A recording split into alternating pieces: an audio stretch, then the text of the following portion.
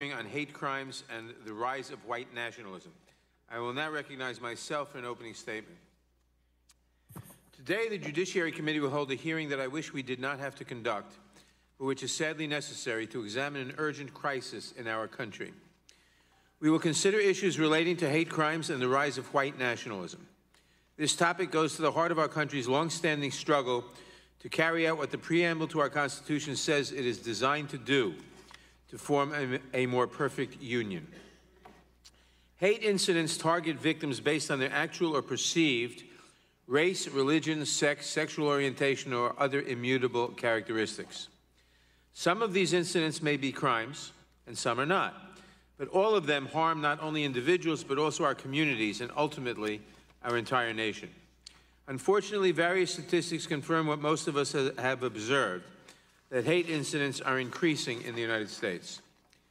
Although reporting of hate crimes to the FBI by the states is woefully incomplete, what we do know is that these statistics have been on the rise in recent years, with hate crimes surging 20% last year, and the plurality of these crimes, 29%, being motivated by anti-black bias. The American public can sense this reality. A poll conducted by the Communities Against Hate Initiative showed that 84% of individuals believe that hate incidents are very or somewhat prevalent in this country, and 66% believe that such incidents or expressions of hate are growing worse. This increase has occurred during a disturbing rise of white nationalism in our country and across the globe. The deadly 2017 Unite the Right white nationalist rally in Charlottesville, Virginia, served as a frightening reminder of the threat white nationalism and hate groups posed to the United States. In just the last few years, the ideology of white supremacy has inspired terrorist attacks on all the Abrahamic religions. In 2015, 9 worshipers were murdered at the Emmanuel African Methodist Episcopal Church in Charleston. In 2018, 11 people were killed at the Tree of Life Eitz Chaim Synagogue in Pittsburgh. And this year, 50 people were slaughtered at the Al-Nur Mosque and Linwood Islamic Center in Christchurch, New Zealand. In each case, the perpetrators were motivated by a belief that people perceived to be non-white, whether they be African Americans, Jews, Muslims, or members of other minority communities, were plotting to undermine the white race as part of a great replacement. The same idea that motivated the 2011 Norwegian attacks on a Workers' Youth League summer camp, which cost 77 lives, and the attack on a Sikh temple in Milwaukee that cost 6 lives. In the age of instant communication with worldwide reach, white nationalist groups target communities of color and religious minorities through social media platforms, some of which are well known to all Americans, and some of which operate in hidden corners of the web. These platforms are utilized as conduits to spread vitriolic hate messages into every home and country. Efforts by media companies to counter this surge have fallen short, and social network platforms continue to be used as ready avenues to spread dangerous white nationalist speech. As the New Zealand attack showed, some hateful ideological rhetoric that originates in the United States is now used to inspire terror worldwide. Unfortunately, in a time when decisive leadership is needed, the president's rhetoric fans the flames with language that, whether intentional or not, may motivate and embolden white supremacist movements. We only need to look at the perpetrators of violence and hate to see the impact this rhetoric has had. For example, the New Zealand shooter declared that he supports President Trump, quote, as a symbol of renewed white identity and common purpose, close quote. Congress in recent years has also failed to take seriously the threat that white nationalism and hate crimes pose. Last Congress, we did not even hold hearings after the Charlottesville Unite the Right rally or after the Tree of Life synagogue shooting. And now we see witnesses invited by the minority who openly associate with purveyors of hate. White nationalism and its proliferation online have real consequences. Americans have died because of it. I did not call this hearing so that some may promote the very messages we need to combat. We must together rebuke those who seek to divide us through a message of hate. Although we will examine the federal government's response in more detail in the future, I will say now that it appears that federal law enforcement agencies have not taken the deadly and increasing dangers posed by white nationalist hate groups as seriously as foreign terrorist threats. The Center for Investigative Reporting analyzed incidents of domestic terrorism occurring from January 2008 to December 2016. It found that there were nearly twice as many attacks perpetrated or attempted by right-wing extremists, 115, compared to those identified as Islamist domestic terrorism, 63. The report also concluded that right-wing extremist attacks were more often deadly.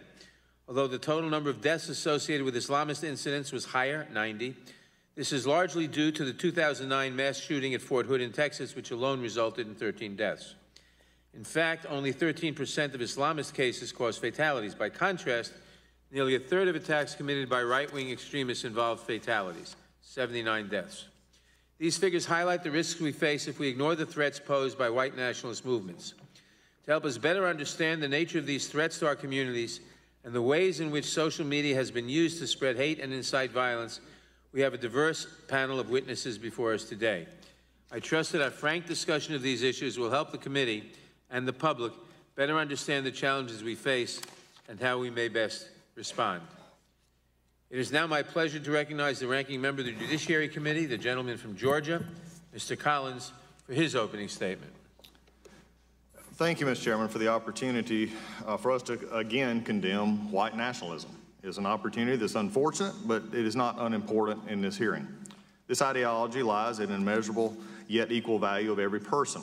We saw those lies take root in the attacker who murdered Heather Heyer and injured others in Charlottesville. The attacker's medical record shows he was ill, his mind was sick, but his heart was sick as well.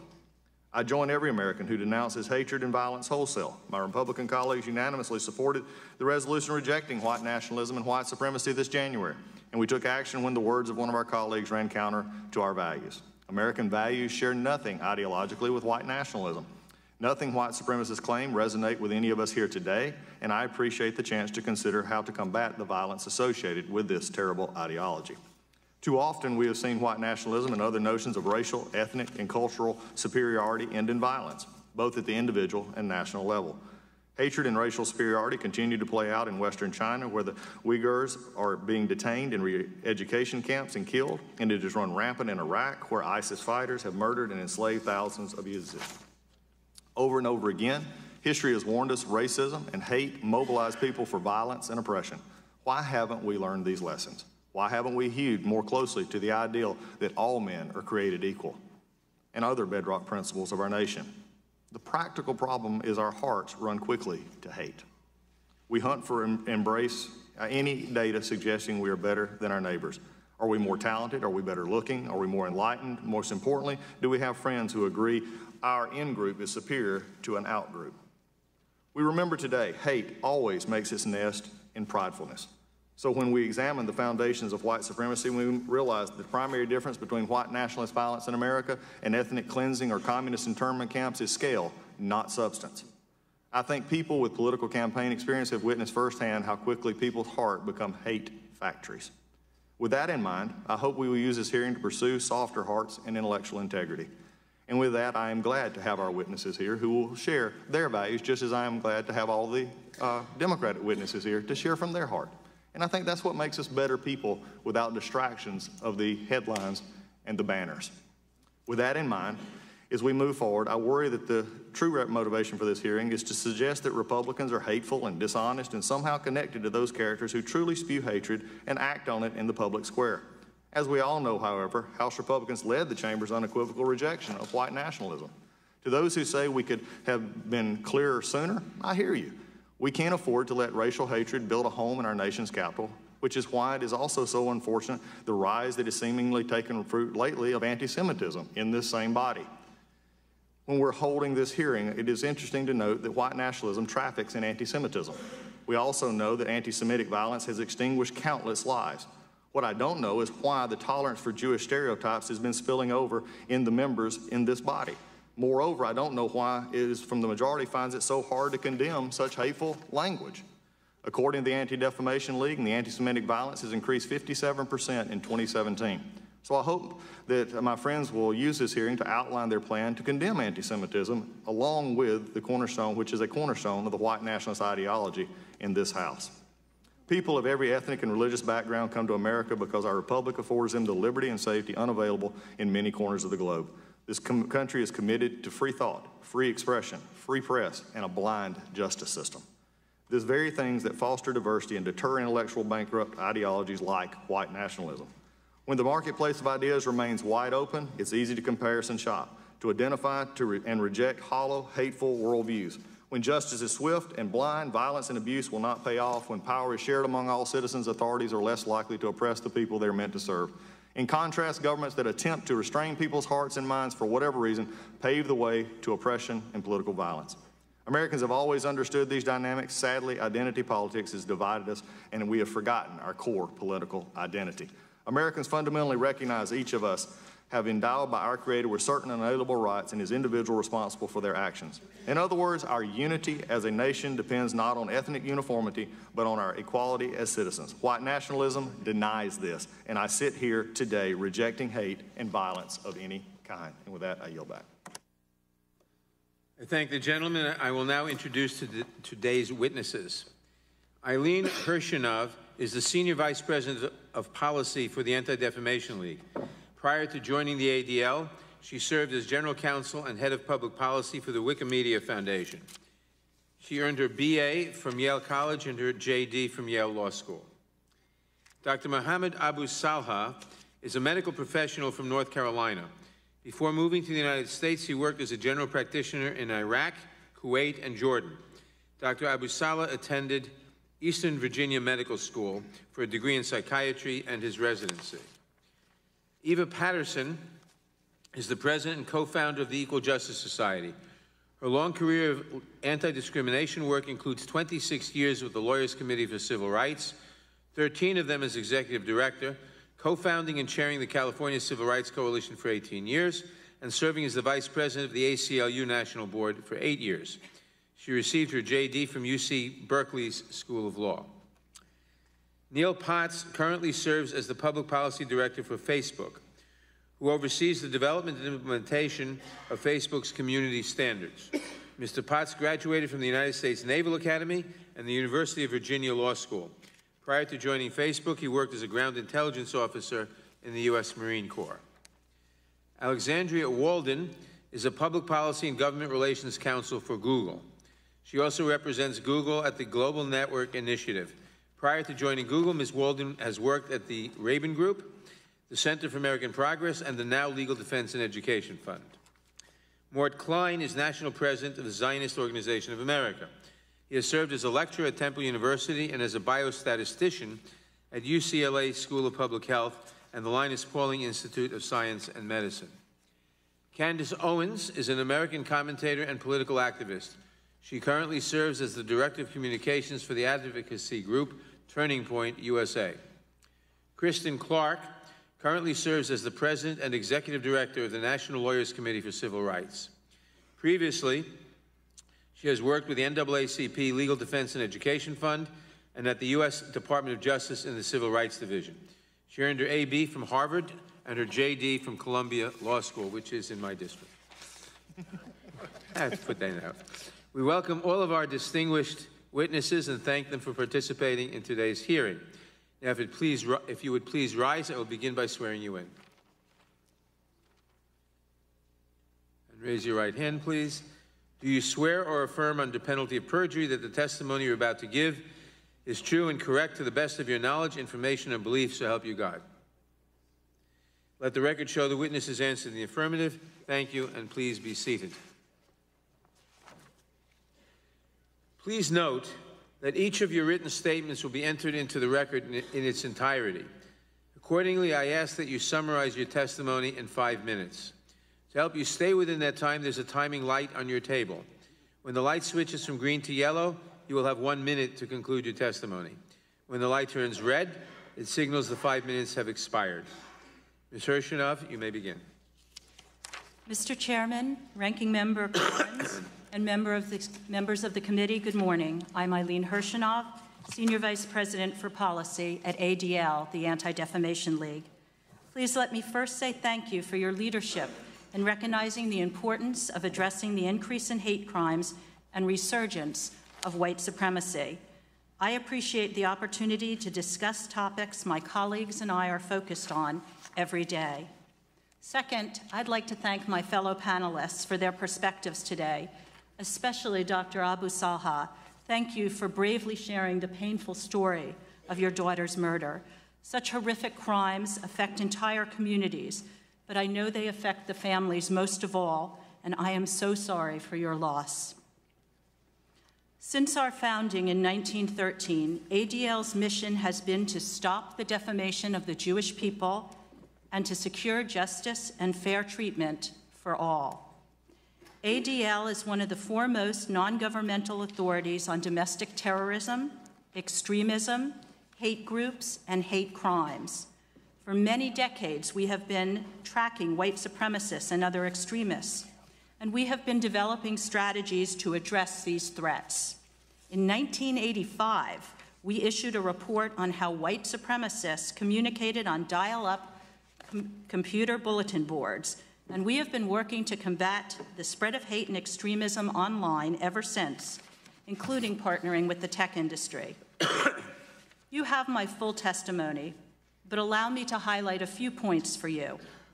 White supremacists in the United States have experienced a resurgence in the past 3 years, driven in large part by the rise of the alt-right.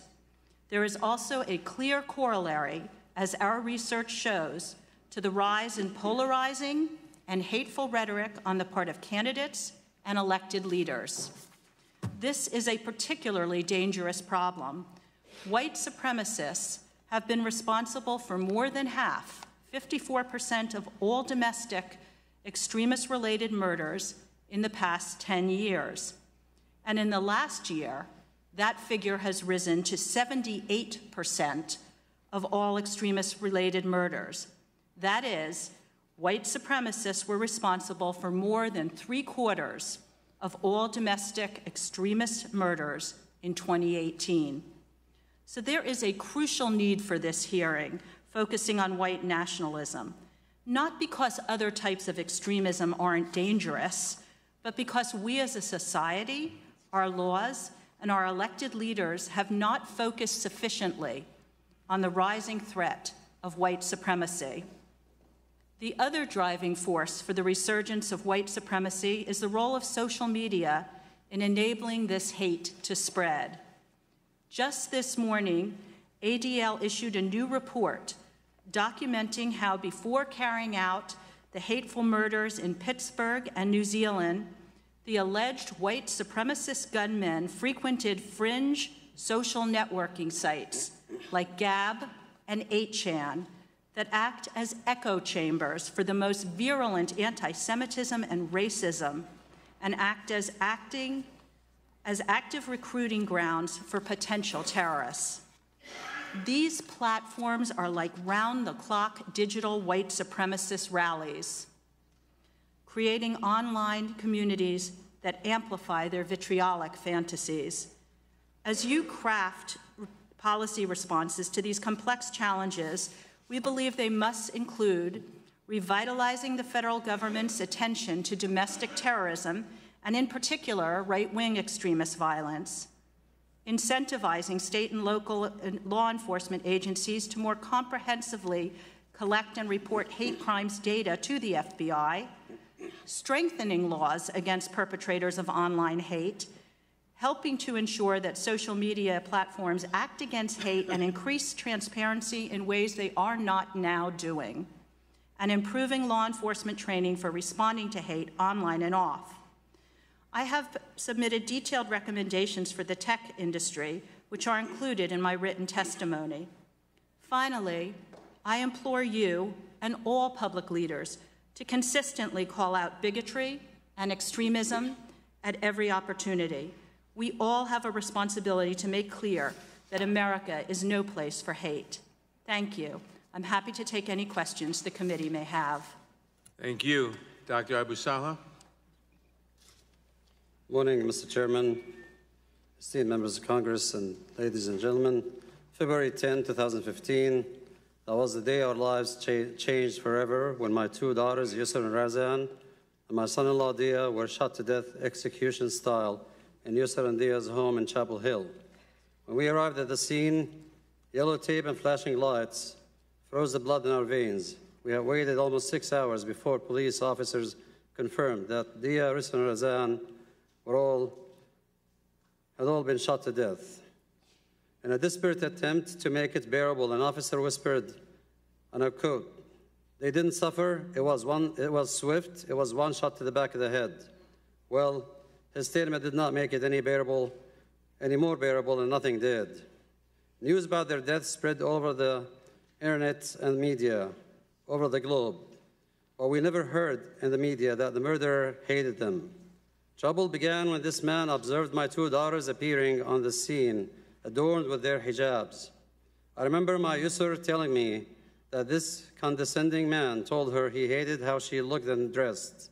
He made it very clear to my children that they were not welcome in their own neighborhood. I must be one of a few physicians, if not the only one, who read his own children's murder autopsy reports in details. They are seared into my memory. Bullets macerated Yusr and Razan's brains. Dia took many bullets to the arms and chest before he fell down to the ground, and after that, the murderer saw that he was still breathing and shot him again in the mouth. The last time we saw them in their coffins, Yusr's forehead was bulging and her hazel eyes had turned gray and lifeless. What was once Razan's warm and smiling face filled with life was now lifeless, stone cold and deadly pale. Dia's face lacked expression and he had a broken tooth from that final shot to the mouth. Thank you for giving me this opportunity to testify before you, but I want you to remember more than their deaths. I want you to know who they were and what we have lost. Yusr was a vibrant 21-year-old woman who always found ways to give to others in every aspect of her life, from volunteering at a dental clinic for Syrian refugees in Turkey to feeding the homeless in downtown Raleigh and building houses for Habitat for Humanity. She graduated from NC State University and was accepted at UNC Schools of Dentistry to be with the love of her life, Dia. Razan was 19 years old and was so full of life. She was a gentle soul, generous giver, talented artist, a photographer. Razan was a freshman at NC State University's School of Design and aspired to be an architect. During her freshman year, she mentored and taught youth, and she led Project Downtown, feeding the homeless in Raleigh and Durham with meals tagged with inspirational and personalized notes. She wrote, "My wife and I raised them to be Muslim Americans, proud of their country and their community, as Muslim as apple pie. I'm sorry, as American as apple pie. That can be Muslim too." My son-in-law, Dia Barakat, was a smart and kind young man who was studying dentistry at UNC Chapel Hill. Dia was an avid basketball fan, but not of Duke, and was so proud of his hometown. Dia was a compassionate, caring individual who spent much of his time giving back to those in need, including getting free dental supplies to the homeless. Although Yusr and Dia were only married for 6 weeks, so 6 short weeks before they were murdered, those were the happiest days of our lives. Ladies and gentlemen, what happened to our children was a home invasion and execution. 3 beautiful young Americans were brutally murdered, and there's no question in our minds that this tragedy was born of bigotry and hate. This has happened on too many occasions. Families like mine, regular Americans living regular lives, are left without hope that justice will truly be served. Our families were fortunate to have Muslim advocates and other lawyers supporting us every step of the way, but not everyone is so lucky. I am afraid for our country. In 2016, the FBI recorded a 67% increase in anti-Muslim hate crimes. And just weeks ago, a young man in Indiana was shot in the back of the head by a man shouting anti-Muslim slurs. And we miss our children so much. At times, the pain is just as sharp now as it was when they died. And I ask you, I truly plead to you, not to let another American family go through this because our government would not act to protect all Americans. Please remember them, Yusr, Dia, and Razan. They are my children, and they are gone. I'm happy to take questions afterwards. Thank you. Thank you very much, Ms. Patterson. I'm so sorry. Chairman Nadler, Vice Chair Stanton, it's a great honor to be at this hearing. I'm president of the Equal Justice Society. We're an organization that is transforming the nation's Ranking Member Collins, I didn't see you, sorry. We're transforming the nation's consciousness on race through law, social science, and the arts. We often watch these hearings and are really rather startled at the rancor that goes on between the parties. So I have a favor to ask of the Democrats and the Republicans here today. But first, a brief moment of silence for his children and all the victims of hate crimes.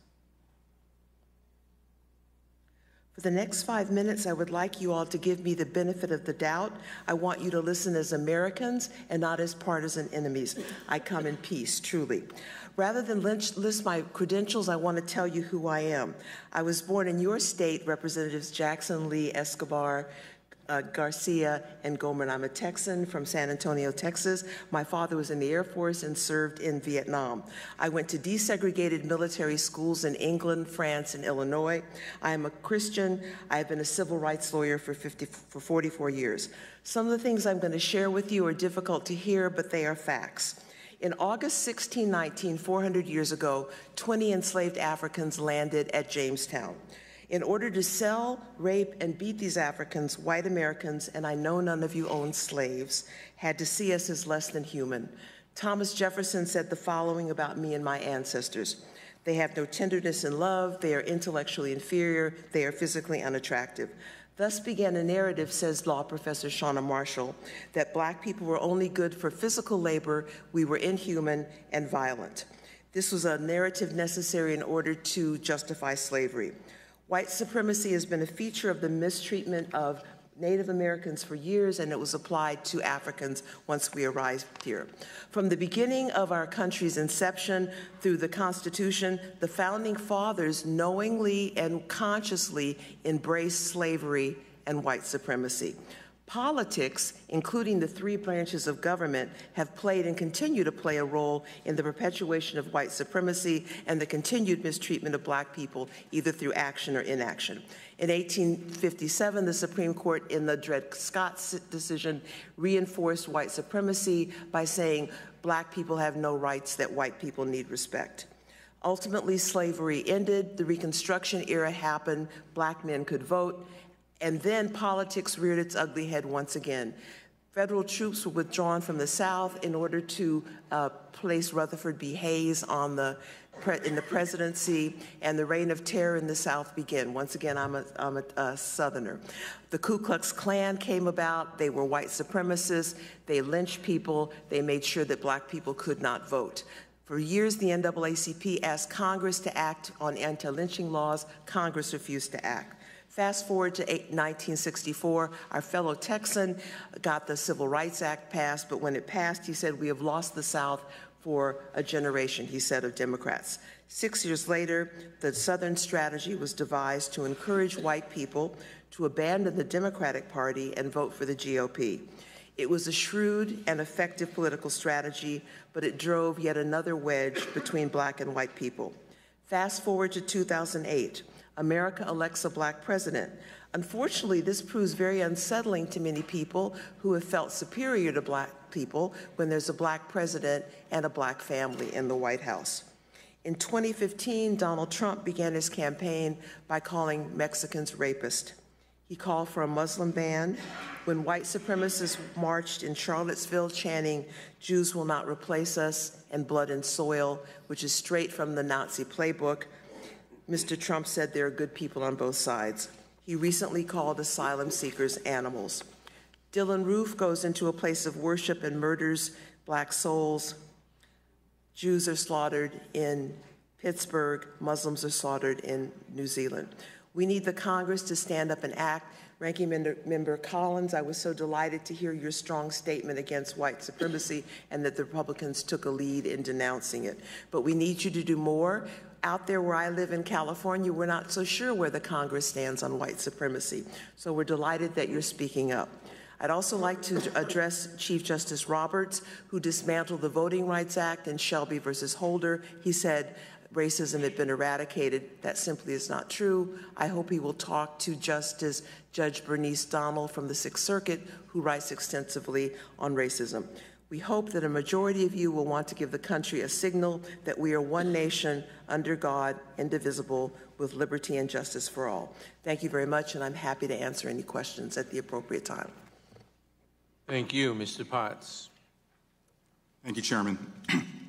Chairman Nadler, Ranking Member Collins, and distinguished members of this committee, thank you for the opportunity to appear before you today. My name is Neil Potts, and I'm a director at Facebook with oversight over the development and implementation of Facebook's community standards, which are the rules for what types of content we allow on the platform. I'm a graduate of the United States Naval Academy and the University of Virginia School of Law, and prior to joining Facebook, I served as a ground intelligence officer in the United States Marine Corps and was deployed in support of Operation Iraqi Freedom and Operation Enduring Freedom. First, let me start by saying that all of us at Facebook stand with the victims, their families, and everyone affected by the horrific terrorist attack in New Zealand. I would also like to express my deepest condolences to the doctor for the unimaginable loss that he and his family have suffered.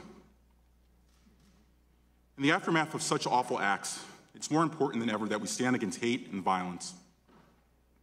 I'm here to tell you today that at Facebook, we continue to make that a priority in everything we do.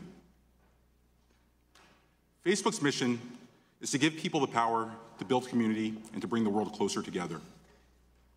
More than 2 billion people come to our platform every month to connect with family, to connect with friends, to find out what's going on in their world, to build their businesses, to volunteer, and to donate to organizations they care about, and also to help those in need. Our users share billions of pictures, stories, and videos about their lives and their beliefs every day.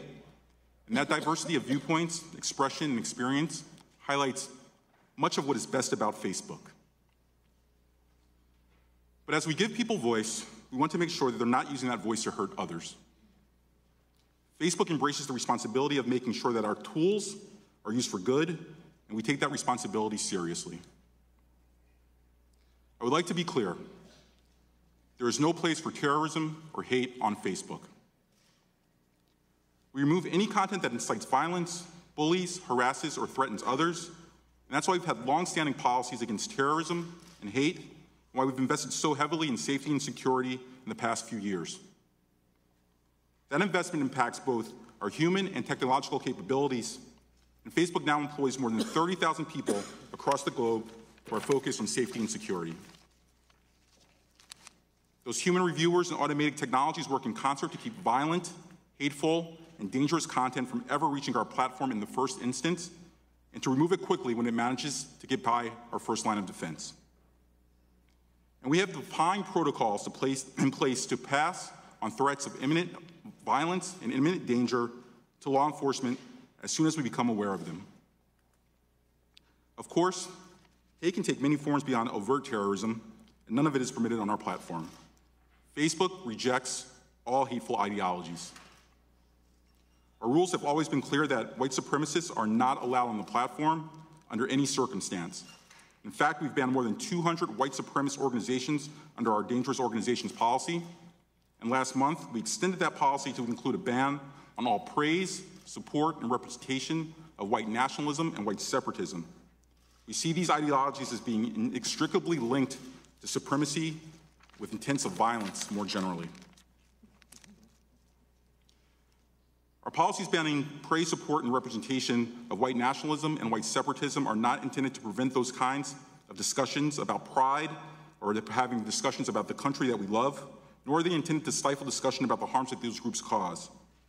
But, to be clear, they are intended to stop hateful and dangerous content from being shared on our platform and part of our community. Additionally, we will be connecting people who search for terms associated with white supremacy, white nationalism, and white separatism to Life After Hate. That's an organization founded by former violent extremists that provides support and outreach. Now, determining what should and should not be removed from our site isn't always simple, given the amount of content that we have on our platform. We know we don't, and we won't always get it right. But we've improved significantly, and we continue to improve as we diligently ensure that our platform remains a safe, welcoming place for the global community. We want Facebook to be a place where individuals with diverse viewpoints can connect and exchange ideas, but they must feel safe to do that. Fostering the sense of safety is imperative, not just because of how it affects our community online, but because how it affects the world offline. There's a lot more to do, but we're proud of the significant progress we've made in the last few years. Still, we know people have questions, and I appreciate the opportunity to be here today. Thank you, Ms. Walden. Chairman Nadler, Ranking Member Collins, members of the committee, thank you for the opportunity to appear before you today. I appreciate your leadership on the important issues of hate speech and free expression online, and welcome the opportunity to discuss Google's work in these areas. My name is Alexandria Walden, and I serve as the Global Policy Lead for Human Rights and Free Expression for Google. In my work, I advise the company on how we can preserve our deep commitment to free expression and access to information in a complicated global environment. Broadly, the internet has been a force for creativity, learning, and access to information. At Google, supporting this free flow of ideas is core to our mission to organize and make the world's information universally accessible and useful. This openness has democratized how stories and whose stories get told. It's created a space for communities to tell their own stories. And it's created a platform where anyone can be a creator and can succeed. Around 2 billion people come to YouTube every month, and we see over 500 hours of video uploaded every minute, making it one of the largest living collections of human culture ever assembled in one place. We know, however, that the very platforms that have enabled these societal benefits may also be abused, ranging from the annoying, like spam, to the criminal, like child pornography.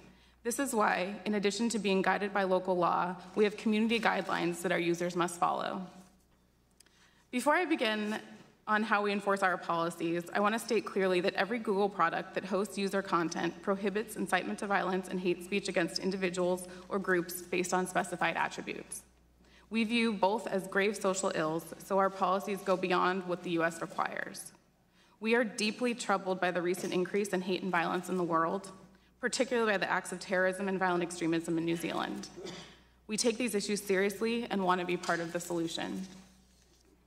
We understand that tough policies must be coupled with tough enforcement. Over the past 2 years, we've invested heavily in machines and people to quickly identify and remove content that violates our policies against incitement to violence and hate speech. I'd like to briefly outline how these processes work at YouTube. First, YouTube's enforcement system starts from the point at which a user uploads a video. If it's somewhat similar to videos that already violate our policies, it's sent to humans for review. If they determine that it violates our policies, they remove it, and the system makes a digital fingerprint so that it cannot be uploaded again. In the fourth quarter of 2018, over 70% of the more than 8 million videos reviewed and removed were first flagged by a machine, the majority of which were removed before a single view was received. Second, we rely on experts to find videos the algorithm might be missing. Some of these experts sit at our in-house intel desk, which proactively looks for new trends and content that may violate our policies. We also allow expert NGOs and governments to notify us of bad content in bulk through our Trusted Flagger program. We reserve the final decision on whether to remove a video that gets flagged by any of these entities, but we benefit immensely from their expertise. Finally, we go beyond enforcing our policies by creating programs to promote counter-speech. Examples of this work include our Creators for Change program, which supports YouTube creators who are tackling issues like extremism and hate by building empathy and acting as positive role models. In addition, Google's Jigsaw group has developed the redirect method, which uses targeted ads and YouTube videos to disrupt online radicalization. It's important to note that hate speech removals can be particularly complex compared to other types of content. Hate speech, because it often relies on spoken rather than visual cues, is sometimes harder to detect than some forms of branded terrorist propaganda. It's intensely context-specific, and it can be contentious, as there is often disagreement on what could be considered political speech. On the opposite end, over-aggressive enforcement can also inadvertently silence voices that are using the platform to make themselves heard on these important issues. Often in this space, we've found that content can sit in a gray area that comes right up against the line. It may be offensive, but it does not violate YouTube's policies against incitement to violence and hate speech. When this occurs, We've built a policy to drastically reduce the video's visibility by making it ineligible for ads, removing its comments, and excluding it from our recommendation system. In particular, we understand the issues around YouTube's recommendation system may be top of mind. This is why several months ago, we also updated our recommendation systems to begin reducing recommendations of even more borderline content or content that can misinform users in harmful ways. In conclusion, I'd like to end where I began. Google builds its products for all users from all political stripes around the globe. The long-term success of our business is directly related to our ability to earn and maintain the trust of our users. We have a natural and long-term incentive to make sure that our products work for users of all viewpoints. People will value these services only as long as they continue to trust them to work well and provide them with the most relevant and useful information. That's why hate speech and violent extremism have no place on YouTube. We believe we have developed a responsible approach to address the evolving and complex issues that manifest on our platform. Thank you for the opportunity to outline our efforts in this space, and I'm happy to answer any questions. Thank you, Mr. Klein. Thank you, Chairman Nadler, Ranking Member Collins, members of the committee. First of all, I must say I have Tourette syndrome. Sometimes I have tics and make sounds I can't control, so please forgive me. For the past 25 years, I've served as president of the oldest pro-Israel organization, the Zionist Organization of America. We promote strong U.S.-Israel relations and work to protect American Jews and others from anti-Semitism and violence. As a child of Holocaust survivors, I personally felt the horrors of unbridled anti-Semitism. I was born in a DP camp in Germany, grew up without the loving presence of most of my grandparents, aunts, uncles, cousins, whom the Nazis murdered. A front-page article in the New York Times Friday headlines, "Bias is shared by extremes of the right, left, and Islam." We should keep that in mind. The Tree of Life synagogue murderer was a neo-Nazi who hated white President Trump for not being anti-Semitic, called Jews in the Trump administration a kike infestation. The New Zealand mosque murderer was actually a left-wing, self-described eco-fascist who also published a manifesto praising communist China as the, quote, nation with the closest political and social values to my own. Most of us correctly treat neo-Nazis and white supremacists as horrifying. History reminds us that we cannot write neo-Nazism off as a marginal phenomenon. There's a plethora of sickening neo-Nazi white supremacist internet sites fomenting hatred and violence primarily against Jews and blacks, but also against LGBTQ, women, feminists, and Muslims. We need to determine who is funding and is behind this. The FBI reports that Jews are the victims of 60% of the religious-motivated hate crimes in America. Jew hatred is the canary in the coal mine. It's unfortunately incumbent upon us to speak about the major issue threatening violence against Jews and all Americans, which is Muslim anti-Semitism, which is strengthened by significant institutional support and the support of imams and is becoming mainstream. Let's look at college campuses. During the decades that ZOA has been combating campus anti-Semitism, we've never received a single complaint about anti-Semitic discrimination, harassment, or intimidation perpetrated by neo-Nazis or white supremacists. By contrast, we receive hundreds of calls from students about anti-Semitic harassment, discrimination, and intimidation perpetrated by the left-wing, significantly Muslim hate group Students for Justice in Palestine, SJP, and its allies. ZOA's letter to City...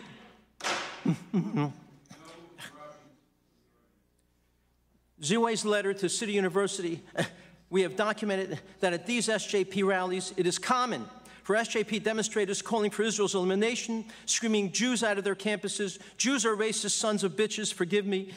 When we take control of this campus, we're going to kick you out and make sure you don't graduate. Get out of America, long live the Intifada. Last week at Columbia University, the anti-Semitic hate group SJP distributed a flyer for its Apartheid Week with a caricature of a Jew that looks like it came from the Nazis' propagandist tabloid Der Stürmer. The Amcha Initiative database of almost 2,600 incidents confirms SJP and its allies are the perpetrators in most incidents on U.S. campuses. Unfortunately, that abhorrent incidents perpetrated by Muslim and leftist campus groups are rarely satisfactorily resolved. Let's look at the statistics. ADL's worldwide survey of 100 countries found that 49% of Muslims harbor anti-Semitic attitudes. This is a chart of that. You see the non-Muslims, it's far less. This is a painful fact that ADL has studied. It's more than double the anti-Semitism found among persons of other faiths. ADL data also shows in the U.S., 34% of Muslims, according to ADL, exhibit a high degree of anti-Semitism versus 14% of the general population. The 16 countries and the territories having the highest level of anti-Semitism were all in the Muslim Middle East. Levels of anti-Semitism there range from 74 to 93%. In a recent conference on anti-Semitism, a speaker said, 20 years ago, the major problem was anti-Semitism of the far right, but it flipped. Now it's the left and radical Muslims. We're in danger of seeing it spread to the Middle East and to Europe. The danger and problem is there is institutional support for violence by leading imams. Al-Azhar University, which is the West Point of Islamic academia, trains imams who fan out all over the world. A highly influential treatise by the former Grand Mufti Tantawi said, quote, gentle persuasion can do no good with Jews, so use force with them. Treat them in the way you see as effective in ridding them of their evil. At Al-Azhar Friday sermons, they've recited hadiths saying we have to commit genocide against the Jews in order to usher in the Messianic Day of Judgment. During the past year and a half, in mosques in North Carolina, New Jersey, California, Texas, Pennsylvania, imams have made the same speeches about genocide against the Jews. Can you imagine if rabbis called to murder Christians or priests were called to murder Muslims? We've demanded they should be fired. They weren't. Wayne Hurst Ali, a well-known Somali former Muslim, said, I confess that if you're Jewish, I want to apologize to you.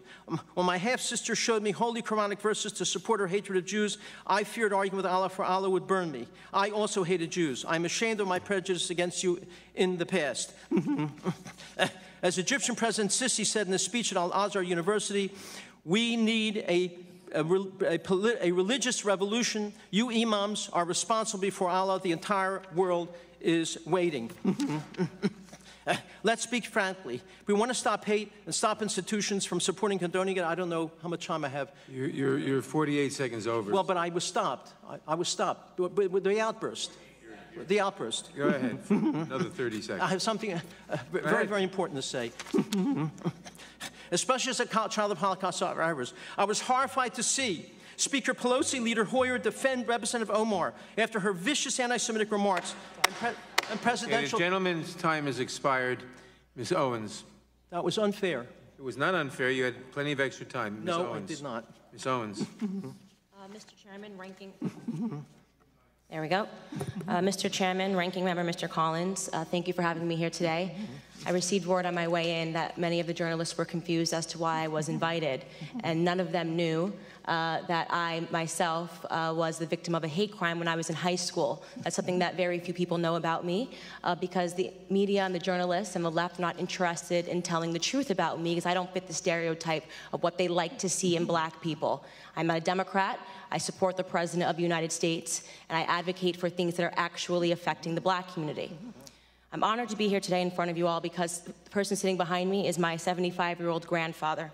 I've always considered myself to be my grandfather's child, and I mean to say that my sense of humor, my passion, and my work ethic all comes from the man that is sitting behind me. My grandfather grew up on a sharecropping farm in the segregated South. He grew up in an America where words like racism and white nationalism held real meaning under the Democrat Party's Jim Crow laws. My grandfather's first job was given to him at the age of 5 years old, and his job was to lay tobacco out to dry in an attic in the South.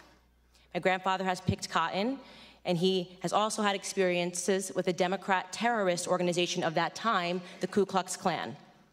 They would regularly visit his home, and they would shoot bullets into it. They had an issue with his father, my great-grandfather.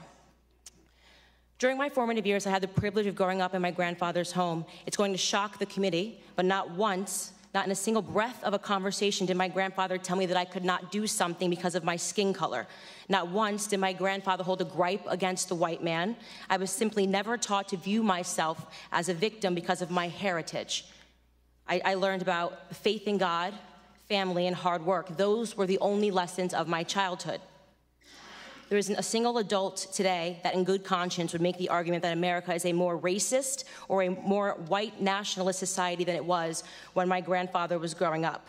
And yet we're hearing these terms sent around today because what they want to say is that brown people need to be scared, which seems to be the narrative that we hear every 4 years right ahead of a presidential election. Here are some things we never hear. 75% of the black boys in California don't meet state reading standards.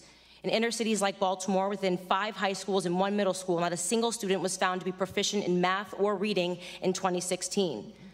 The single motherhood rate in the black community, which was at 23% in the 1960s when my grandfather was coming up, is at a staggering 74% today.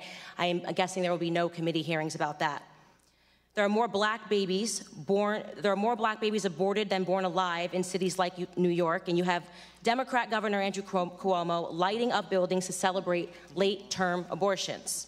I could go on and on, but my point is that white nationalism did not do any of those things that I just brought up. Democrat policies did. Let me be clear.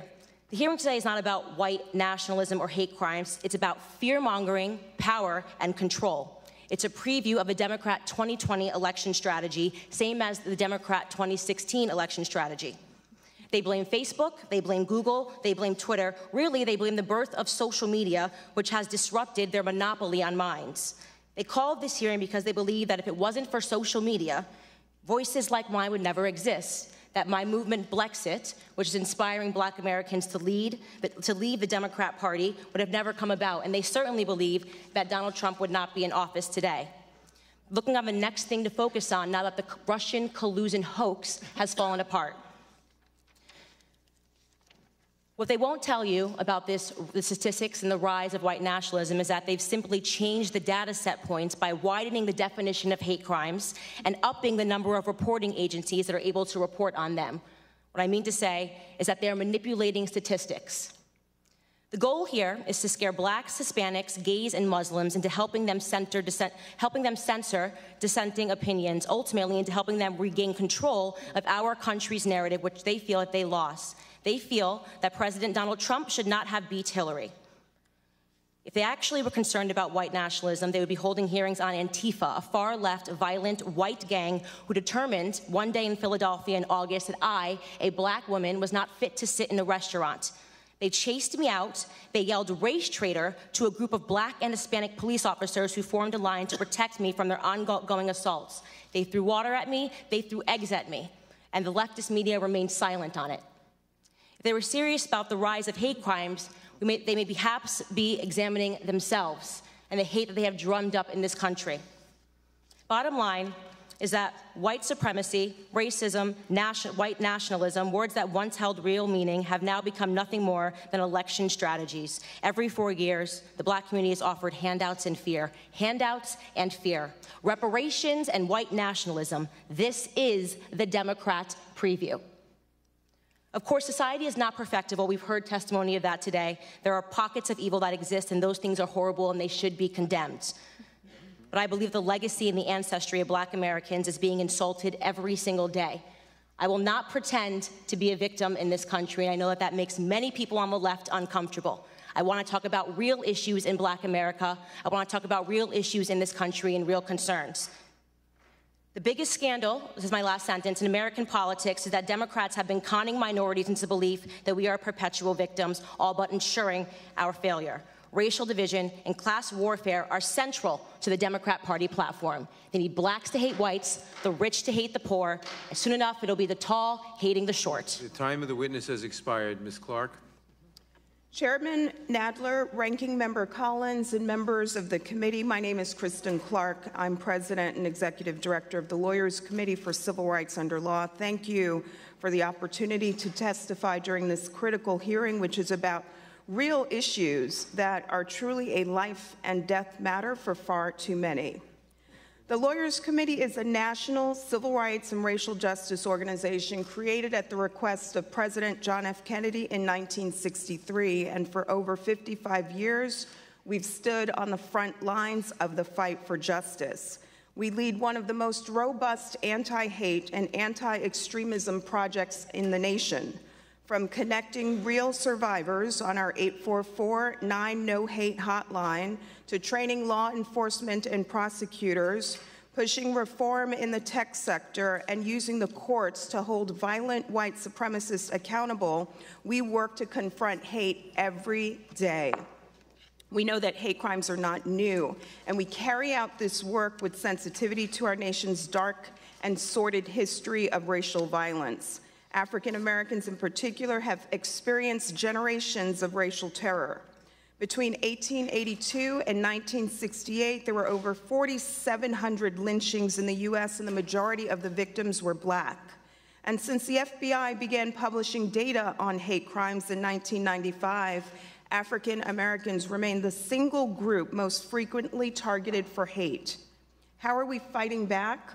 We successfully disrupted online platforms that promote hate and racial violence, shutting down and obstructing some of the largest hate sites online.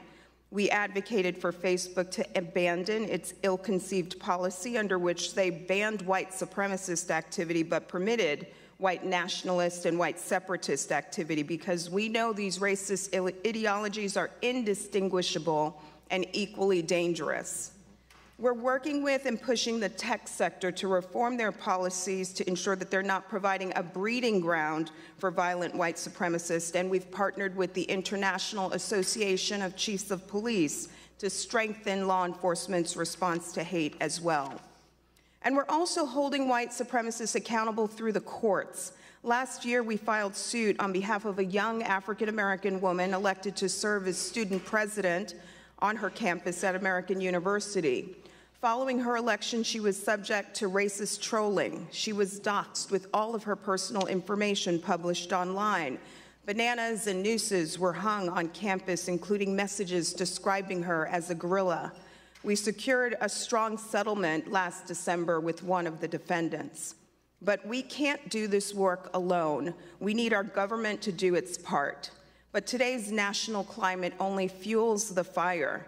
From the use of a racist expletive to describe African and Caribbean nations and much more, this administration's policies and rhetoric promotes animus against Black and brown communities. We also see an FBI diverting resources to investigate so-called Black identity extremism, all at the expense of combating real hate. Thus, it's not surprising that we're seeing an increase in reported hate crimes today. Corrosive white supremacist movements are tearing away at the fabric of our nation. And without question, they are using online platforms to recruit new members, activate followers, target communities, organize rallies, stream their murders, and incite violence. Instead of hiding under hoods, they now organize behind computer screens. They've sought to rebrand themselves, employing new labels to try and become more palatable to broader audiences. But regardless of what you call them, the alt-right, neo-Nazis, the KKK, Proud Boys, all pose the same threat today. What must we do now? As we continue to use aggressive lawyering strategies to move towards a society that's true to its democratic ideals, we call on all communities to help tear down the structures that facilitate violent white supremacy in our country. The banks that facilitate commercial transactions, the tech companies that provide open platforms, the web hosts that prop up these sites are all part of an infrastructure that feeds hate that must be dismantled. Congress must study and consider new laws for combating this online threat, and the federal government must abandon policies that fuel hate. At the Lawyers Committee, we're inspired by the strength and courage of survivors, and will continue to fight for a world in which no one is enforced to endure such immeasurable pain. Thank you. Thank you. I'll begin the questioning by yielding myself 5 minutes. Ms. Hirshinoff, are we or anybody else manipulating statistics to increase the apparent prevalence of white nationalist hate crimes, as was stated by one of the witnesses? No, Mr. Chairman. The ADL is data-driven. And we have defined, and in the report submitted to you, we go through the details of right-wing extremism. Right-wing extremism last year was responsible for all but one of the 50 domestic extremist murders. We have submitted details about that. So that is 98%, 78% are of white supremacy. One of the witnesses talked about the global attitudes that we look at. That's nonviolent looking at attitudes, and the ADL does track that. We feel it is incumbent, vulnerable, marginalized communities have bigotry within them. It is incumbent first for the members of those communities to call it out. There are members of the Jewish committee that are bigoted, that are Islamophobic, and my community needs to call that out, just as other communities need to. But we, again, are data-driven. If you look at the trends, we have the FBI with 17% increase in hate crimes overall. We have the third highest year last year of anti-Muslim hate crimes. We have, as Ms. Patterson and others said, a huge increase in race crimes and incidents. So this is the data that is there. And the report that we released today shows that there was an increase, a doubling, 100% doubling of anti-Semitic slurs and content on the channels that the murderer, Bowers, in Pittsburgh, and the murderer in New Zealand looked at, and Gavin 8chan, and a huge increase in racism since the 2016 election. I am not saying that anybody, one person, one elected official caused that, but there are corollaries there that we need to understand and we need to look at. We need to look at the data. Thank you. Ms. Clark, white supremacist violence is on the rise. A 2017 report by the Government Accountability Office found that violence from the far right has actually accounted for 73% of deadly attacks since 9/11. Last week, the FBI urged that white supremacy is a, quote, persistent and pervasive threat, unquote. Yet the administration's response has been to rescind grants and ask Congress to eliminate DOJ's Community Relations Service, dedicated toward hate crimes, and which is dedicated toward preventing hate crimes and combating racial tensions. And DOJ has prosecuted hate crimes at a 20% decrease, despite acknowledging the rise in such crimes. What is your organization doing to ensure that there is an appropriate enforcement against these types of hate crimes? You know, I was a former federal prosecutor in the Justice Department Civil Rights Division prosecuting hate crimes, and I know that this Justice Department has unique tools in its arsenal and the expertise to do more to combat hate crimes. They should be stepping in and providing support to local law enforcement around the country when these hate incidents happen. There are churches burning in Louisiana. We need the government to step up and do more. We also need the FBI to do a better job incentivizing local law enforcement agencies to turn over the data so we can capture the hot spots where hate crimes are happening around the country. And then finally, we need to see this Justice Department using its bully pulpit more often to condemn hate when it happens. As a civil rights organization, we're deeply disturbed by the Justice Department and this Attorney General and prior AGs prior to him. We're disturbed by their deafening silence in the fake of hate incidents that we've seen across the country. We're going to continue to bring pressure to bear to ensure that they do more and encourage Congress to use its oversight authority here as well. The final thing that I'll note is that we're deeply concerned about the FBI's Black Identity Extremist designation. This is mere distraction from the very real threat of white supremacy that we face today. Why is that distraction? Why is that a distraction? Because it is not real. It is not a real threat. It harkens back to the dark days of our federal government abusing its power to go after civil rights activists during the heyday of the civil rights movement. There is no such thing as Black identity extremism. Again, this is mere distraction to take the public's attention and the government's resources away from white supremacy and white nationalism, which are the real threats that we're up against today. Thank you very much. My time has expired. The gentleman from Georgia, Mr. Collins. Thank you, Mr. Chairman. Mr. Potts, I have a question. Just curious, where were you at in Iraq? Ranking member, I was with General Mattis in invasion of Iraq, so up through Safwan, to Al Nazariya, up through Baghdad, retrograded out, and pulled back to go to law school. Good idea. I was in Balad, so I was just curious on if we travel some of the same sands. So. Right. Interesting. I want to go into this, and look, I think there's interesting points made by all. I think one of the biggest distractions as we get is going back to what I said originally. Anybody who traffics in hate is bad and wrong and needs to be called out and needs to stop. I don't care what side you're on, left, right, or in the middle. Let's get and get back to the issues that we're dealing with every day. And much of this has to do with the fact that there's a desire for publicity. There's the 15 minutes of fame issue here of those who are evil enough to go and do this. And one of the things we just saw recently was the live stream of some of this is now as the technology has progressed. This is something I'm curious about here because in your testimony, your written testimony, you talked about the viral videos and the ability to recognize and spliced or edited content and other things like that. Where are we heading to cut this off earlier with AI is important, but also there is a human element to this as well, which also leads into other issues not in this hearing that I'm sure will come up at other hearings, but I just want to see more on that issue right now. Thank you, Ranking Member. That's a great question. As we try to combat any type of hate, whether it's terrorism, hate organizations, even hate speech to some level, we really try to combat that through a three-pronged approach. We look at those three prongs would be the product, our people, and then our partnerships. So first on the product, that's the AI. We have made significant investments in artificial intelligence to try to detect this type of content before it is seen, before it is reported, so that we can act more swiftly to remove it.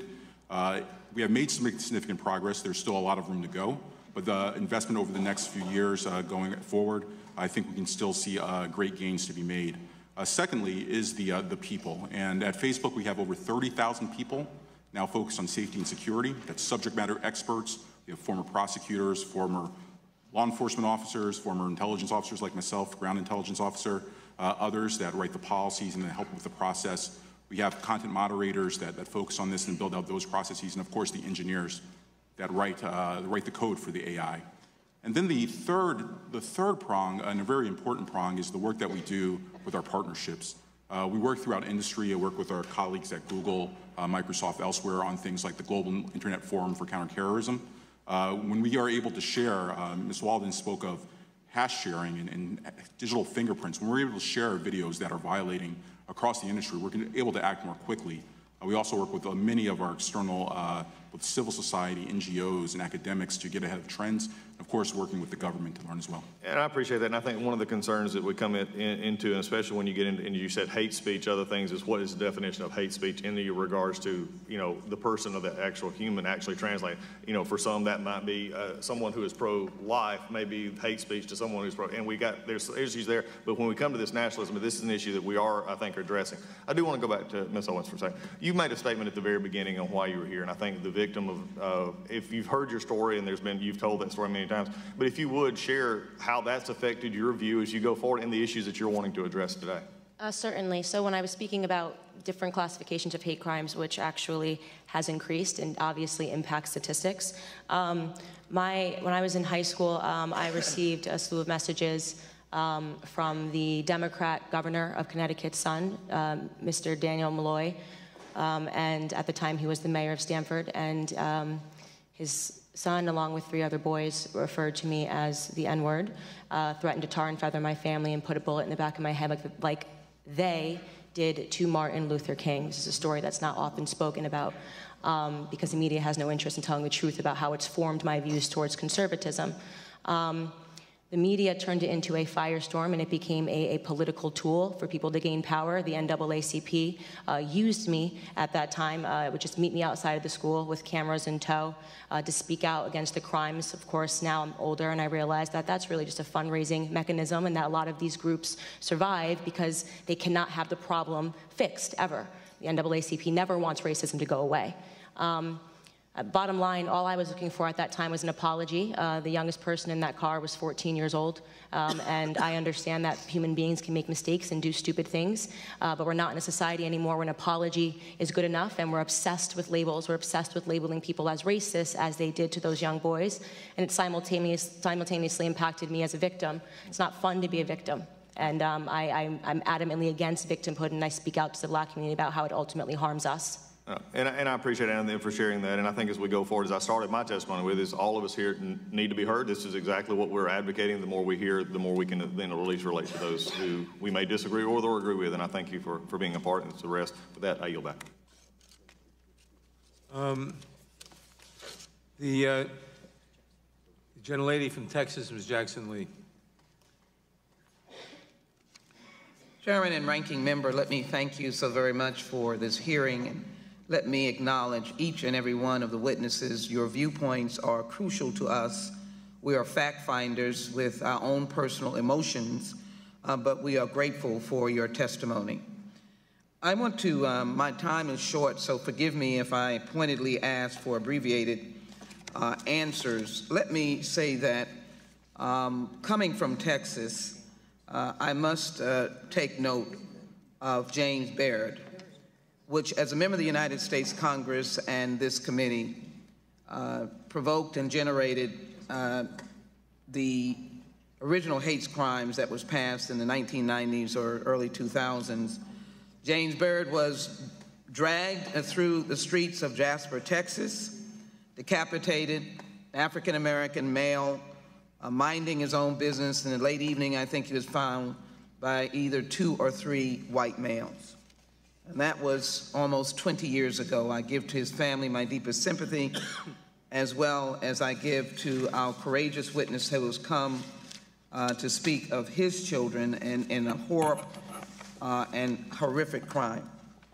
And so today I want to say that I abhor racism and the stereotypes of African Americans, abhor anti-Semitism, I abhor anti-Muslim views, anti-immigrant views, anti-LGBTQ views, anti-Asian and Latino, and any other hatred, religion or otherwise, that plagues this nation. Let me ask the representative from the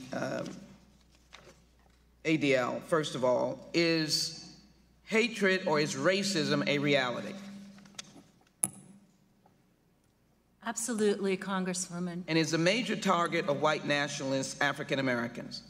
Yes, the core ideology of white nationalists, which is a euphemism for white supremacists, there are different types, but the core ideology is the belief in the imminent extinction of the white race because of a flood of non-white people and other people that they feel are degenerate, all orchestrated, puppeteered by Jews.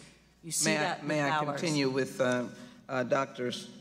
Abdul Salha, and again, let me prayerfully offer sympathy for that unspeakable tragedy. But my brief question to you, sympathy to your family, is did you teach your children, your daughters, hatred? Absolutely not, Congresswoman. I actually taught my children our faith on every Sunday afternoon for 3.5 years. And that is why they were all loving and caring, and they were cooking and distributing food downtown to non-Muslim people.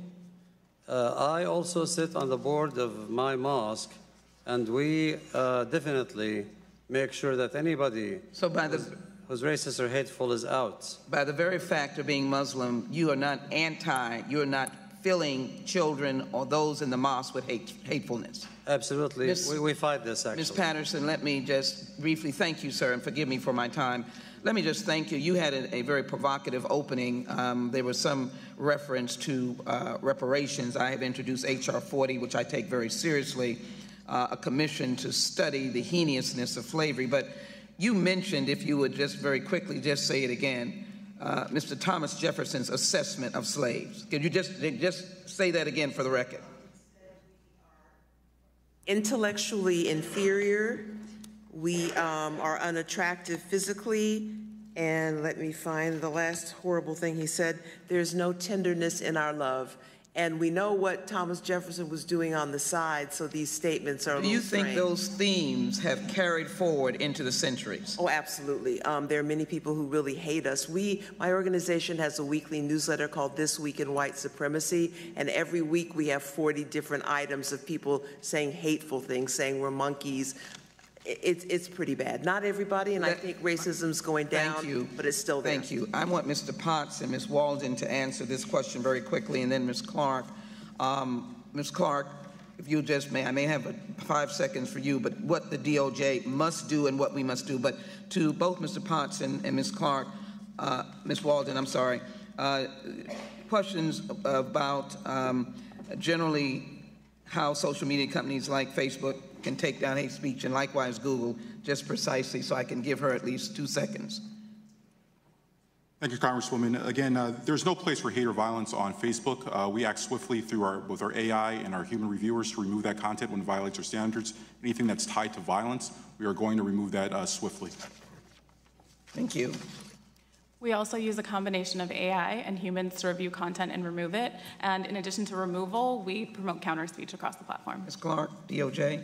The Justice Department must come to the aid of local law enforcement contending with hate crimes. They themselves should be bringing more cases and holding the perpetrators of these crimes accountable. The FBI should abandon its Black identity extremist designation. And most importantly, they should use their bully pulpit to speak out against the awful hate happening across the country and incentivize better data collection from local law enforcement as well. Thank you, The time of the Chairman. gentlelady has expired. Burning churches. Thank you. The time of the gentlelady has expired. The gentleman from Ohio, Mr. Shabbat. Thank you, Mr. Chairman. I'd like to start by stating clearly and unequivocally that I reject white supremacy and all forms of hate. I'm quite sure that my colleagues on this side of the dais share that point of view. In fact, I'm quite confident that my colleagues on the other side of the dais do as well. Ms. Owens, let me begin with you if I can. I think it's fair to say that you didn't start off on the conservative side of the ledger. Is that correct? That's correct. I was a liberal. Okay. And so just on a couple of issues, and you mentioned them in your statement, but just to go back to them, if you could tell us again kind of what they are and what hatred that you've experienced as a result of having this point of view. You mentioned the term Blexit. Would you describe what that is and what hate that you've experienced as a result of your position on that? I launched a movement called Blexit, which is the black exit from the Democrat Party. When I became educated about the issues and stopped reacting emotionally, which is what the left wants us to do, presumably, when they hold up pictures of burning churches, I began to examine the facts and look at some of the narratives they were spinning. For example, in 2016, it was police brutality, and I realized that they are dissuading us against our own best interests. And I wanted to have a more productive dialogue with the black community about the issues that are actually affecting us and impacting us. When I announced that I was a conservative, I've never seen anything more racist, more disgusting, more vitriolic, and more hate that's come my way in my entire life, and the things that Democrats and the media say about me today. I've been referred to as an Uncle Tom, a bed wench. For those of you that don't know, that means a slave that sleeps with the master, a house nigger. And these are all words that have been said over and over again about black conservatives when they have the audacity to think for themselves and become educated about our history and the myth of things like the Southern Switch and the Southern Strategy, which never happened. You mentioned, I think, on, well, let me ask you this. I think you did, on the life issue. You're pro-life, is that accurate? And that's correct, and I started off pro-choice. And what sort of hatred, if any, have you experienced or do you get? Well, that hate tends to come majority from Caucasian Democrats. When I start telling the truth about the fact that the community that is the most impacted by abortion is the black community. 800 to 900 black babies are aborted every single day. That amounts to about 18 million black babies aborted since 1973. And the black population has stagnated. Our population growth has stagnated completely. These are the kinds of logical discussions that I've had that have earned me all the titles that we discussed before. I've got a whole bunch more questions, but thank you for your time. I'd like to turn to Mr. Klein, if I could, for a couple minutes. Mr. Klein, when you were giving your opening statement, you got interrupted. What were you going to say? And I'm not blaming the chair because it was overtime. There were several witnesses that did that, and I get it. It's tough being chair sometimes. But what were you going to say? What was your point? I was going to make two. If you could turn the mic on there. Oh, I'm sorry. That's Thank you. I was going to make two important points that it was very painful to me that in light of the vicious anti-Semitic remarks made by Representative Omar and others, that no one in that party, many in that party defended her, saying she's not an anti-Semite and there was no consequences. She was not thrown off of any committee as Stephen King was for his outrageous remarks. And I was going to simply end by saying we need to investigate the Students for Justice in Palestine and BDS terror connections. We need to demand university leaders, very important, condemn SJP hate groups by name. They won't condemn them by name. They just say we're against anti-Semitism. We must demand colleges must suspend and expel students who commit these terrible actions against Jewish people. and that Title VI should be invoked, and they should lose federal funding if they don't do the right thing when it comes to anti-Semitic bigotry. And finally, we should be having consequences for members of Congress who make hateful and outrageous comments against blacks, Muslims, or Jews. And when it comes to Jews, we have not seen that. Are there any, you mentioned members of Congress. There's a former member of Congress, I understand, that made a comment about Prime Minister Netanyahu recently. Are you familiar with that, and what is your understanding, and what's your concern about that comment? Well, that was Beto O'Rourke, who I believe you're referring to, who called Benjamin Netanyahu a racist. Nothing could be more absurd than that. He was involved in helping Ethiopian Jews, black Jews, come to Israel. He's actually had the most positive policies toward the Israeli Arabs of any prime minister we've ever had. So this is a ridiculous statement. Also, I might add, Benjamin Netanyahu has not built a single new community in Judea and Samaria since he's been prime minister. None. So it's not like he's even building all over the place, which is attributed to him regularly. So this comment was just really outrageous and despicable, and I think it should almost disqualify him for a higher office. And by him, you're referring to who? Beto O'Rourke. Okay. Thank you very much. My time's expired. The gentleman from Tennessee, Mr. Cohen. Thank you, Mr. Chair. Firstly, I would like to mention that there was a fire just outside of Knoxville about a week ago, 10 days ago, where Highlander Education Research Center was burnt to the ground. Highlander is a famous think tank for activists, for people against nonviolence, where Dr. King went to be trained, where Rosa Parks went to be trained, where many people involved in the union movement have been trained.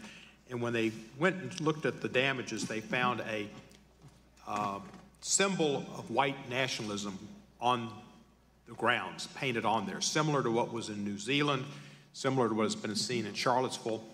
And I have written a letter to Attorney General Barr asking him to look at the possible hate crimes or white nationalism that was exhibited there, and I would like to have that letter and the pertinent attached stories about Highlander and a swastika painted on the rocks at the University of Tennessee publicly entered into the record without objection. Without objection. Thank you, sir. First, I'd like to ask is it Hersonoff? Ms. Jackson Lee asked you about white nationalism, and the main folks they're against are African Americans or blacks. And I'm not competing in any way whatsoever, but isn't it a pretty close race between African Americans and Jews for the hatred of white nationalists? You know, I agree with you, Mr. Cohen, that we shouldn't compete. These things are absolutely linked. You might start with some white supremacists on anti-Semitism, and you will get to anti-immigrants, refugees, Muslims, African Americans, and vice versa. And I think, again, that if you look at these ideologies, and our researchers spend time, we look through tens, and in some cases hundreds of millions of comments, images, and videos online. What you see on this is that there is white supremacists used to want to keep dominance. After the civil rights era, they became more and more scared of the extinction of the white race by, if they will call people who are LGBTQ degenerate or sodomites. Excuse me, I'm just going to use the words that we see over and over. They will look at the genetic inferiority of people that are not white. They will demonize refugees and immigrants. They will look at Muslims. And they say again and again, who are the ones that orchestrate this? They are the Jews. That is what Bowers, the Pittsburgh shooter, came in. He said, I don't want these hordes of immigrants and refugees. It's the Jews that are doing it. All Jews must die, he shouted. Let me ask you about the Jews. I think it was Mr. Klein said something about Islam and how many imams calling for certain actions, et cetera. Of all the crimes that you've looked into and studied, have there been any where Muslim terrorists have killed Jews? In the last 10 years, about 23% of the extremist murders domestically have been perpetrated by people who adhere to radical interpretations, radical and violent interpretations of Islam. However, the reason I understand we are having this particular panel, this particular hearing, is that what we're seeing in the last 3 years, in particular, is a resurgence where most of the crimes are from right-wing extremists. That's true, but let me ask my question. My time is limited. Do you have any record of people of the Muslim faith going and doing terrorist acts, killing Jews? Yes, and some years before. That is not. When? I believe that there was a group a few years ago, a gentleman a few years ago who went and killed people who were not Jewish, but he thought were Jewish in a house. Was that in Kansas City? The Missouri deal? That was the JCC. No, that was in a house. The recent JCC ones were actually a very troubled Jewish Israeli bomb threats. Let me say this. There are not many cases. You can't remember when it was or where it was. There are not many cases. There are not many cases in the U.S. recently, but there are many, that's enough. many That's enough. cases. We're running out of time. If President Trump would have come out after Charlottesville and said, condemned neo-Nazism and Klansmen, do you think that would have helped in the atmosphere of white people standing up and saying white nationalism as being something bad? Absolutely. The bully platform has to be used to tamp this down and to call out where we are seeing extremism. My time's limited, and when you say the bully platform, you're not referring to Trump. You're talking like Teddy Roosevelt, the bully platform. I understand that. The gentleman, Mr. Potts, let me ask you a question. Twitter has an opportunity for a person to report a tweet if they think it's abusive or harmful or hateful, et cetera. Does Facebook have that ability, and do they make it easy for people to do? The gentleman's time has expired, but the witness may answer the question. Thank you, Congressman. Thank you, Chairman. Yes, we do have the same. We have a similar ability. It is fairly easy to do, to report those, and we also use our tools to surface those proactively when we can. Thank you. And I yield back the remainder of my time. The remainder of the time.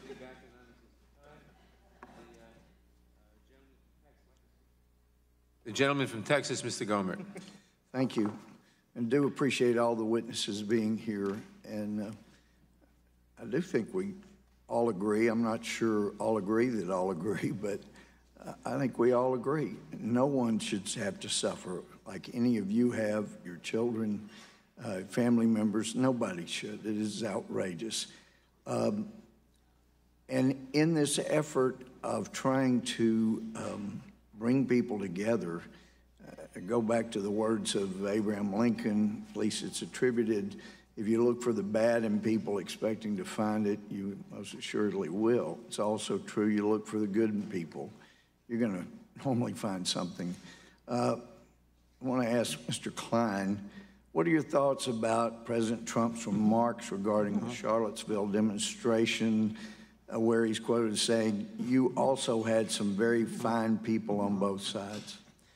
Well, I'm glad you asked that, because the media has really completely distorted the truth of that episode.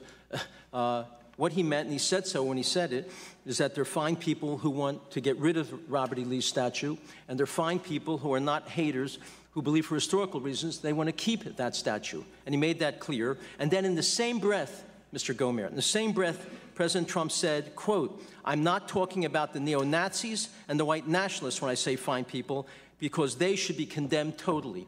And yet the media has never made that clear, that he, in that statement, he condemned neo-Nazis and white nationalists. He did not mean that they were fine people. Quite the contrary. He's disgusted by those people. Thank you. And, you know, I look forward to the day when Martin Luther King Jr.'s dream is a reality, where we judge people by the content of their character, not the color of their skin. But I'm amazed how many times when there's an objection to something someone says, that if the person making the objectionable comment happens to be black or Jewish, then you're a racist or you're anti-Semite. And I've been amazed, Mr. Klein, the Anti-Defamation League has called you, as I understand, a Jewish person to be anti-Jewish. It's just interesting. I'll tell you what, Mr. Potts, and I certainly appreciate your noble service to our country. Facebook owns Instagram, correct? Thank you, Congressman. Yes, Facebook does own Instagram. Yeah, and do they have the same, does Instagram have the same standards as Facebook? For the most part, we apply our community standards across Instagram too. There are certain things where there are differences, but for the most part, the community standards apply as well. Well, I'm told that I can have this screenshot at the back. Report as violence or threat of violence, and it talks about photos or videos of extreme graphic nature. And there's a second screenshot, if I can see that. Here you have someone that's calling, we crushed the United States under our feet, et cetera. That was reported, and within a minute, the report came back from Instagram that there's no problem here. Basically, these aren't the drones you're looking for, just move on. So I'm really curious, if you're going to enforce these standards, why are they so quickly enforced and erroneously enforced against people like my friends Diamond and Silk? I asked them recently when I saw them, are you still having trouble with Facebook? And they said, now, anytime we say something nice about Donald Trump, we spend forever just trying to prove that we're not a Russian robot, and that they send us through all kinds of things just to keep using the service. And here you have people that, as a result of their misunderstanding of their own religion, they want to crush the United States. They think of us as the big Satan, Israel as the little Satan. And I would just encourage you to take a look at that and why someone who wants to destroy the United States and kill everyone in this room gets a pass when others don't. So I would welcome any explanation you can find for that. Thank you, Congressman. I'm not familiar with that exact example. Well, I know it just happened. Happy to get that back to my team to make sure that we look and review that. Thank you. Any calls of violence that target people based off of their nationality, their ethnicity. Well, I know what it's supposed to be. We would remove it. I just unfortunately am not familiar with that case, but that does go against our principles. I understand. My time's expired. Gentleman from Georgia, Mr. Johnson. Thank you, Mr. Chairman. Ms. Walden, many white nationalists have used misinformation propaganda to radicalize social media users. How is YouTube working to stop the spread of far-right conspiracies intent on skewing users' perceptions of fact and fiction? Congressman, thank you for the question.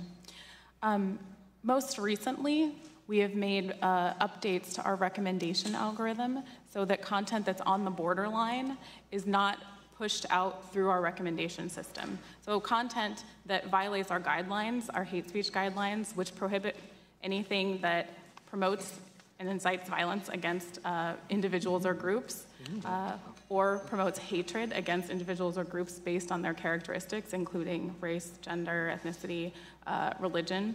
All of that content is a violative of our community guidelines.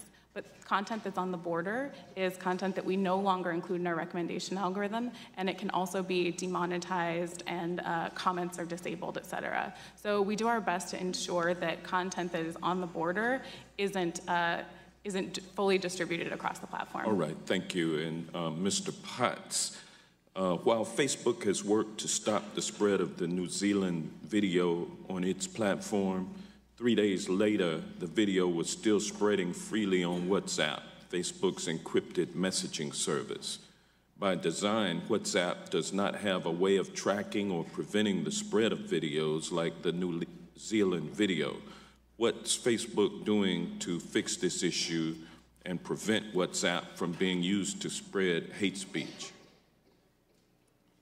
Thank you, Congressman. As you mentioned, on Facebook and on Instagram, we took immediate action towards that video. Once we were made aware, we were able to remove the video within 10 minutes, and we were able to leverage our artificial intelligence by uploading the video, producing the digital fingerprint, as Ms. Walden explained earlier, to prevent an additional 1.5 million uploads. We actually prevented 1.2 million, and were able to find 300,000 additional uploads of that video within the first 24 hours, and had a very forceful and swift response. One of the issues in this case was that there were many variants of that video, but we continue to improve the database, improve our artificial intelligence to surface those and have them removed, in many cases blocked. To your question about WhatsApp, WhatsApp has its own policies that go towards content. They are committed to working with law enforcement, and they do often. Thank you, Mr. Potts. Also, bots are used to manipulate and amplify speech on social media platforms, including conspiracy theories and hate-based information. How is Facebook working to mitigate the power of the bots that amplify misinformation campaigns and promote them to trending on its platform? Thank you again, Congressman. At Facebook, when we talk about bots, we talk about inauthentic behavior. We've recently passed what we call our coordinated inauthentic behavior policy to get at the root of the cause, which are networks of fake accounts or networks of inauthentic people working in concert to hide who they are, what they're doing, and what their intentions are.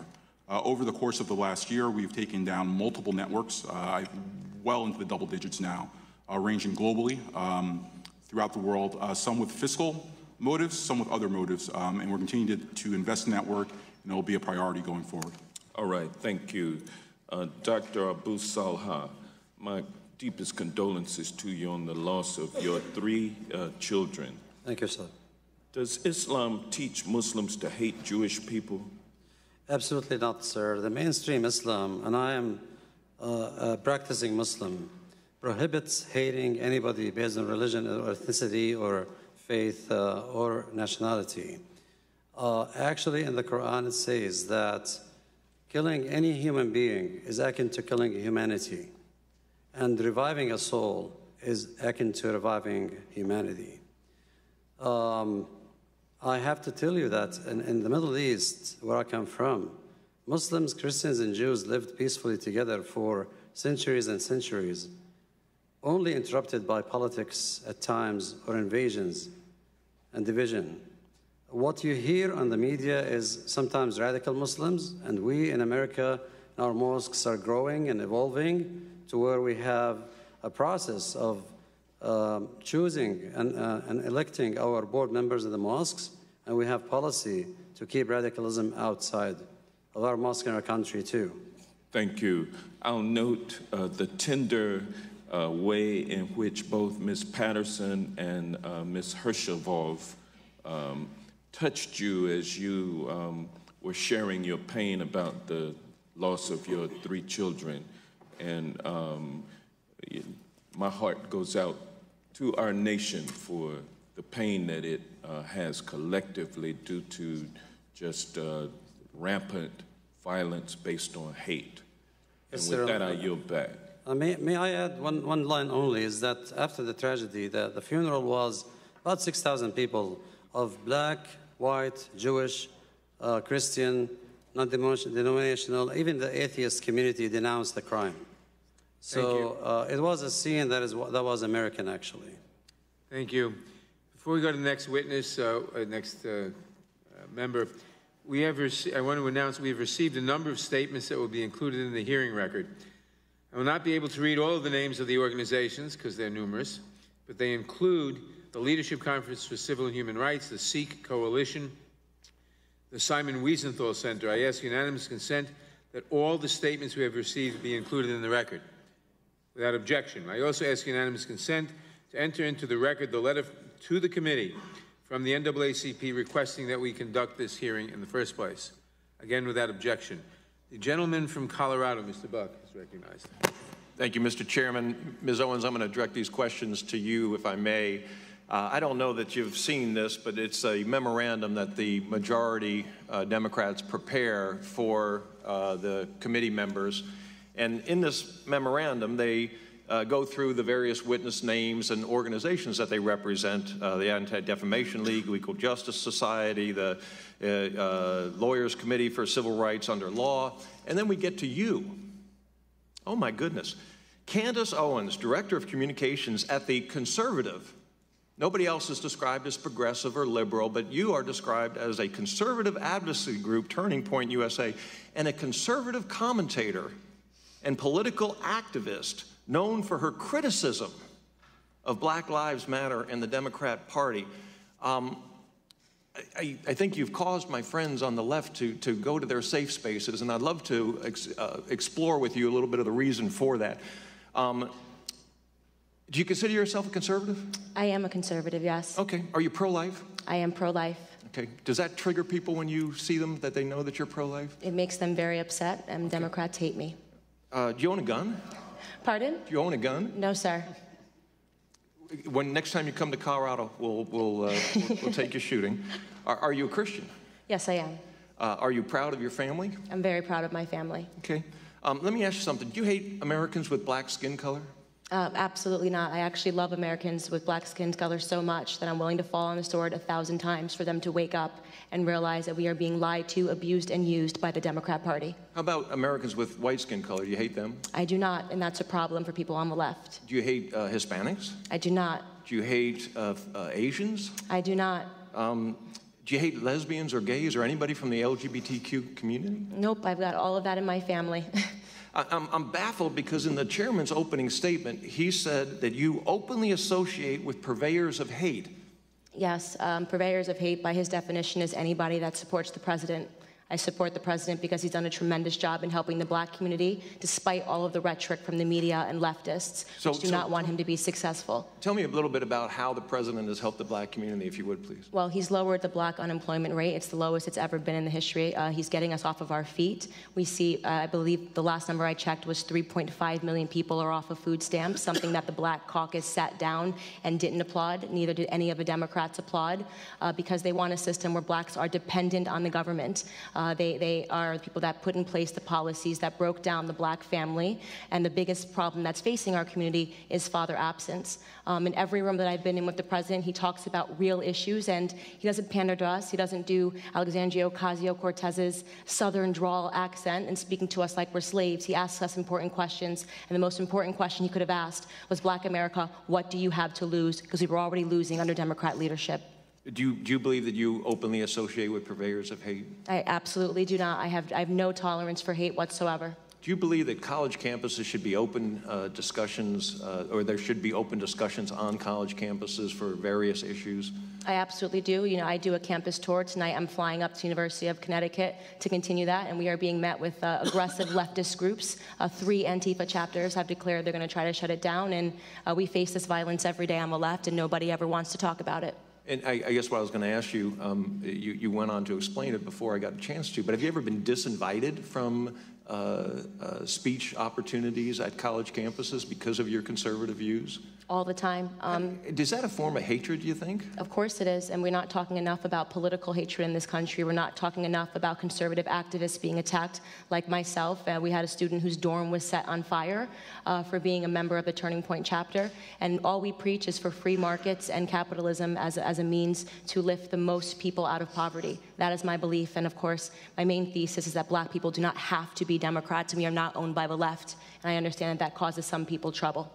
So, as a conservative, you've attended many conservative events and visited with many conservatives. And I am not denying for a moment that there are white supremacists and we should condemn white supremacists, that there are Nazis and we should condemn Nazis, that there are hateful groups all across the political spectrum and we should condemn those. But in your interactions with conservatives, have you seen hateful speech, bigotry, racism among the conservatives that you've associated with? I speak in front of conservatives probably 3 times a week. I jump on a stage and I say everything pro-black, and they are so supportive and they applaud. All they want is for black Americans to realize that they are Americans first and foremost. Conservatives are patriots. The president is a patriot, and I'm a patriot, and there is no skin color in patriotism. Thank God we have you. Thank you very much for being here.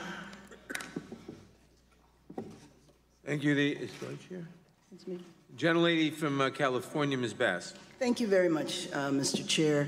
And I want to thank all the witnesses that are here today. Dr. Abu Salka, if I pronounced your name correctly, I offer you my condolences along with everyone else and sadly know your pain. Thank you. I wanted to know if after the tragedy, and you've been outspoken, if you have received any threats or harassment experiences of people harassing you for speaking out as a Muslim. I personally did not. I did read an email last night that warned me of coming here and testify. But after the tragedy, there was a tweet that said 3 down, 1.6 billion to go. There was another tweet that said Craig Hicks should be given the Medal of Honor and released from custody. Thank you. I'm very sorry to hear that. Ms. Patterson, you mentioned that you had some specific recommendations for us in terms of regarding white supremacy, and I wanted to know if you could give us a couple of examples of your recommendations. Moment. We would like a national commission to be formed to study all forms of white supremacy. We think there should be a joint law enforcement civilian task force to study white nationalism and to outline an organized counterinsurgency strategy. We don't like the notion of the lone wolf narrative. We think there's an organized white nationalist group around the world that is being connected. We want to study the role, and I'm glad you all have brought Facebook and Google here, to study the role social media has played in enabling this threat. We need to develop a clearinghouse for data collection, reporting, and analysis on white nationalism. We need to fortify the 15th Amendment so that there's more voting on the part of disenfranchised groups. We think there should be humane immigration policy. One thing I think we need to talk about is that right now there are Latino children in cages. We think this is a definite manifestation of white supremacy and white nationalism. Thank you very much. I think one of the first steps in addressing white supremacy, though, is really acknowledging the seriousness and the fact that it exists at all. Before our last election, we had 4 acts of domestic terrorism the week or two before, and they were not called that. From the man who had the bombs that fortunately didn't go off, the individual that was in search of African Americans to kill in Kentucky. He tried to enter a church and he couldn't, and so he killed 2 random black folks. The horrible massacre at the synagogue, and then the shooting several days later at a yoga studio where someone was looking for specifically women of color. But in that, we have the FBI that is very concerned about black identity extremists. And I just wondered, Ms. Clark, if you could tell me of examples, how many acts of domestic terrorism were carried out by African Americans in the last few years? Well, it is our view that this black identity extremist designation is false. This was something created by the FBI's domestic terrorism analyst units to essentially target black activists today who are focused on issues like promoting police accountability. We don't see any evidence that black civil rights activists pose a threat to our democracy today. Do you know of anyone? I know that there was a case in Texas where there was a young man who was arrested and incarcerated for a while, supposedly for being a black identity extremist. Do you know of any other cases like that? I'm not familiar with other cases, but I will say that we have a pending Freedom of Information Act request that we sent to the FBI several months ago, and just a few days ago we received mere acknowledgement of our request. We think it's time for us to shine a light on what's happening at the FBI.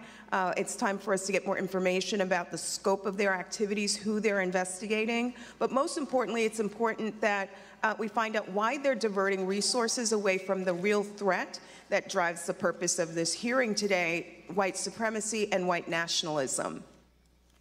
Thank you very much.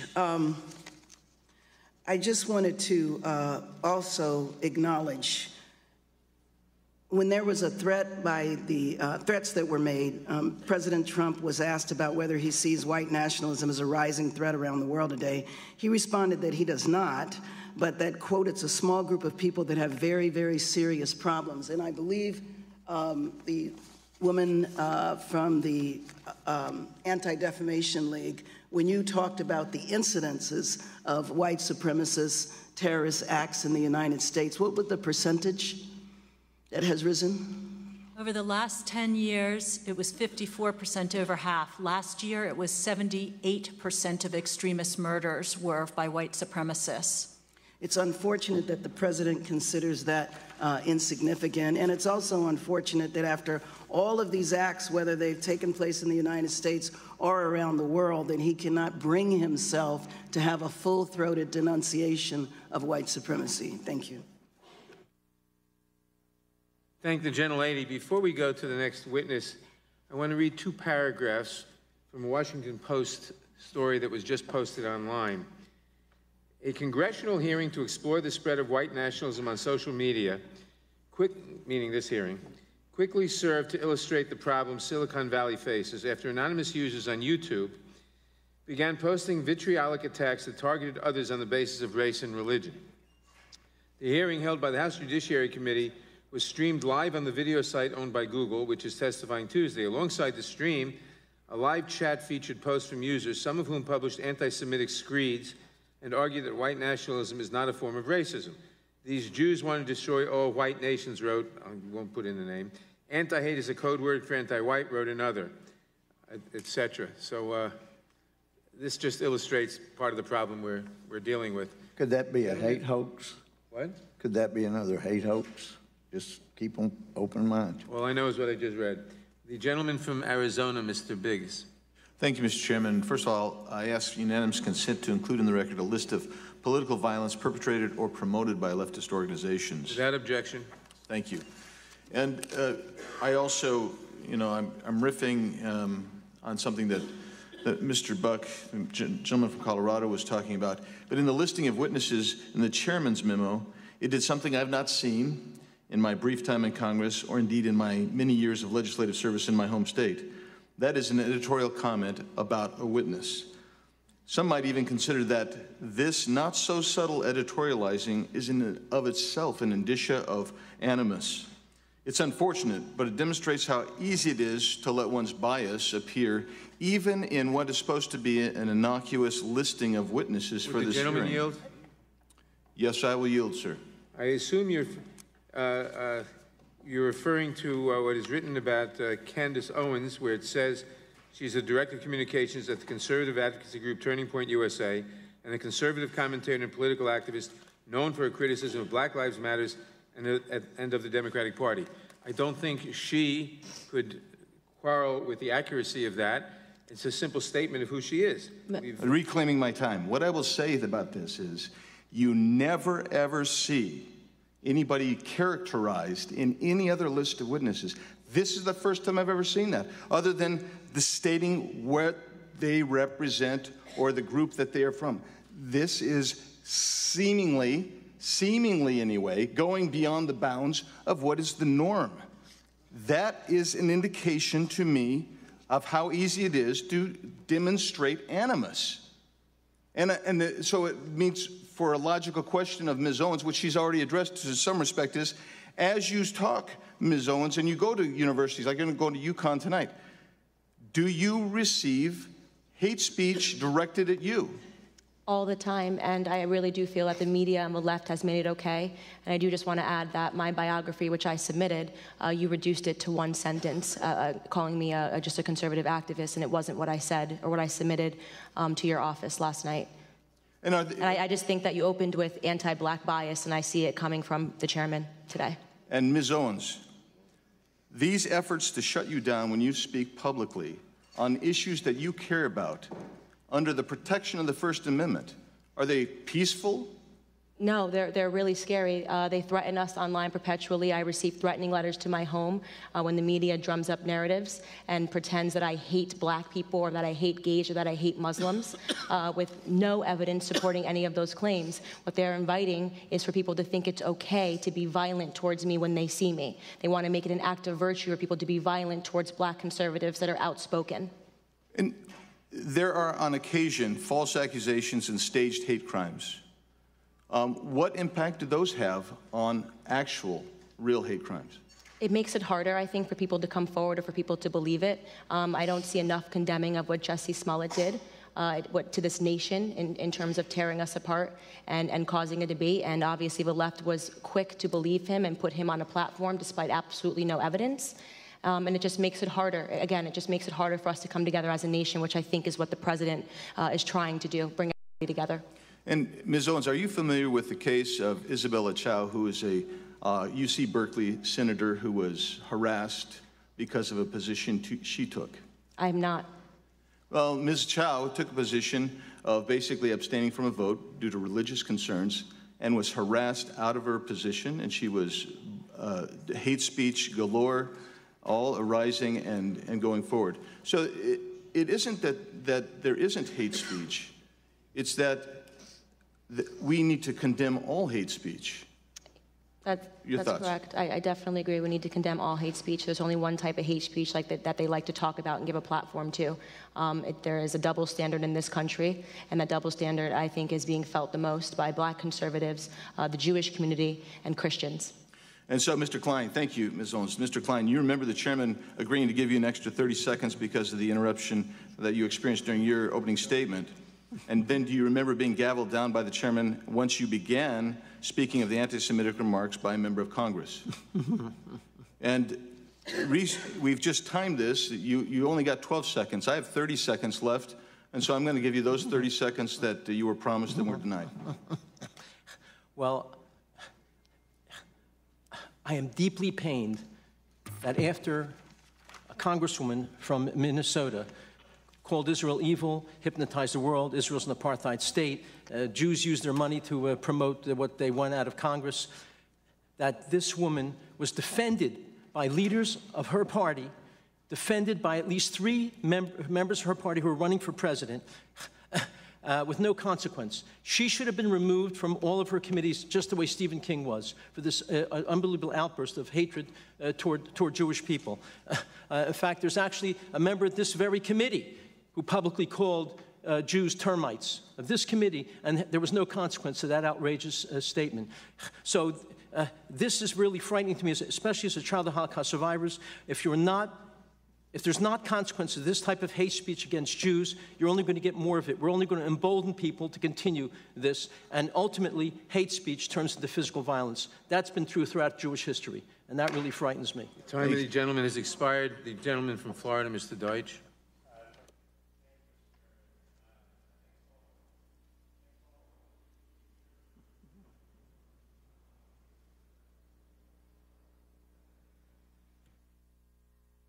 Because I didn't turn on, Mr. Chairman. Ms. Potts, thanks for your service to our country. Dr. Abu Salah, thank you for being here today. I cannot imagine the pain that you feel every day, but your being here and speaking out is helpful for this committee as we work to make sure that the government is doing everything that it can to address hate crimes, to focus, as we are this morning, on the rise of white nationalism. I wanted Ms. Hirschnow to ask just a couple of questions. There was a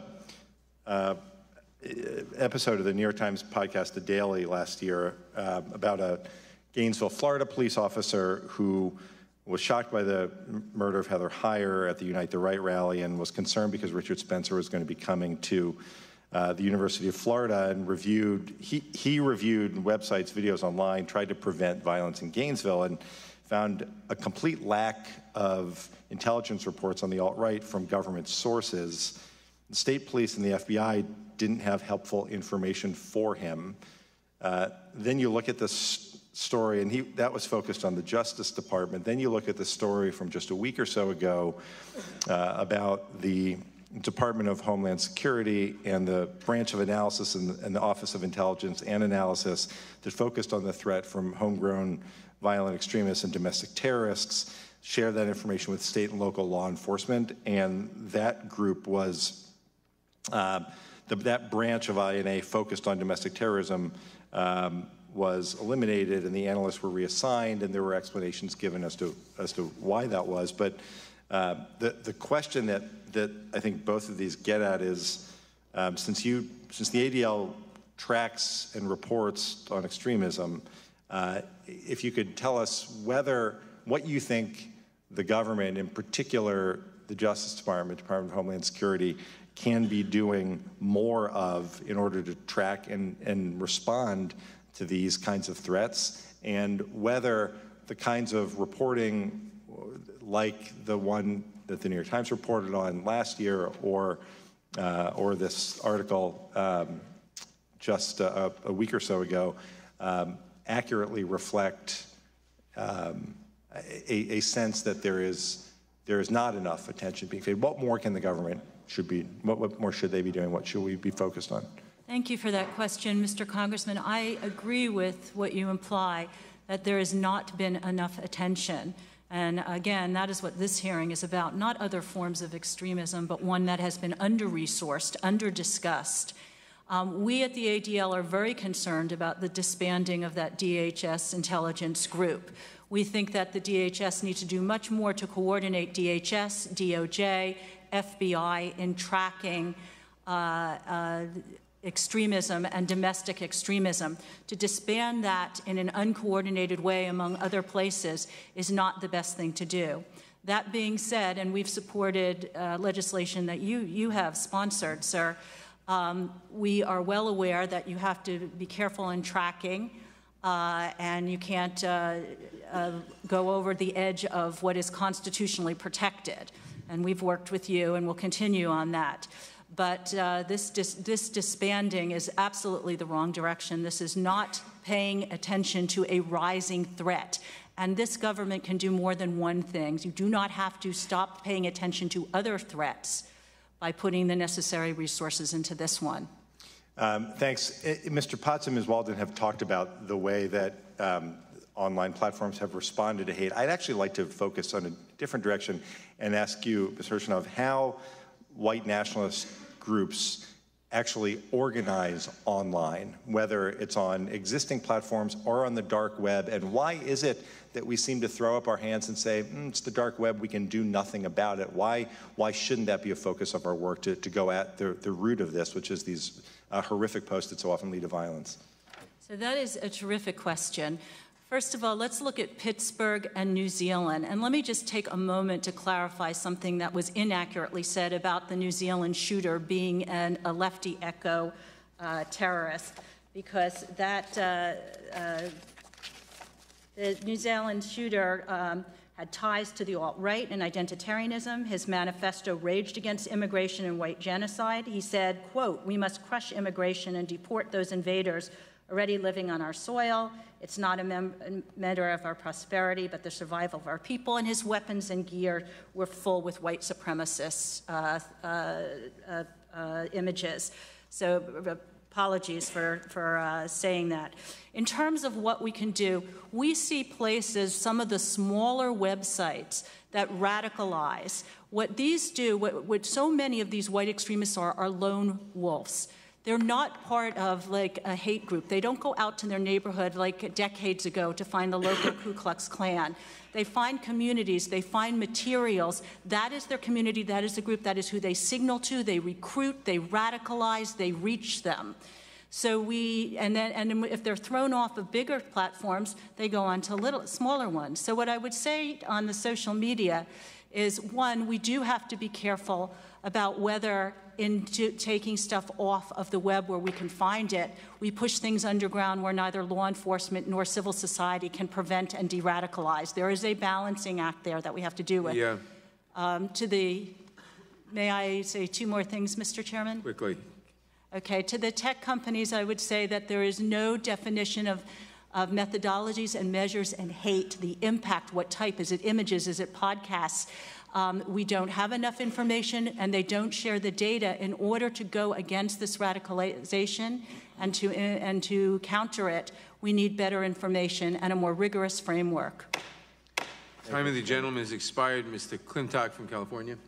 Thank you, Mr. Chairman. As I've been listening to the testimony and the questions, it strikes me that perhaps both sides are losing a perspective of why we have a First Amendment. It's because the freedom to speak our minds is absolutely essential to a free society. Jefferson said, "Error of opinion may be tolerated where reason is free to combat it." Speech can be ugly, disgusting, hateful, prejudiced, and alarming, but it can never be dangerous to a free society as long as men and women of goodwill have the freedom of speech to dispute it, challenge it, and reject it. Suppressing speech, even the most hate-filled speech, doesn't diminish its influence, it strengthens it. I think Churchill made this point very clearly when he said, "It is the very conflict of spiritual and moral ideas which gives the free countries a great part of their strength." You see these dictators on their pedestals, surrounded by the bayonets of their soldiers and the truncheons of their police, yet in their hearts there is unspoken fear. They are afraid of words and thoughts. Words spoken abroad, thoughts stirring at home, all the more powerful because forbidden terrify them. A little mouse of thought enters the room, and even the mightiest potentates are thrown into panic. And then he goes on to say, "A state of society where men may not speak their minds, where children denounce their parents to the police, where a businessman or small shopkeeper ruins his competitor by telling tales about his private opinions, such a state of society cannot long endure if brought into contact with the healthy outside world." Free societies don't punish words and thoughts, they punish deeds. And the reason for that is because words and thoughts can be countered by words and thoughts. That's why we have a First Amendment. And what we're seeing across the world today is that it is a very slippery slope between banning hate speech and banning speech we just hate. We've seen many examples even in our own country recently of legitimate speech being suppressed on college campuses, on social media platforms, and even in public discourse. You know, if there's an ideology that we don't like, the weakest thing that we can do is try to forbid it or suppress it. The strongest thing we can do is to use our own freedom of speech to confront it and defeat it on its merits. If we allow our society to become one where men and women may not speak their minds, as Churchill said, we'll have lost the very quality that he said gives free countries a great part of their strength.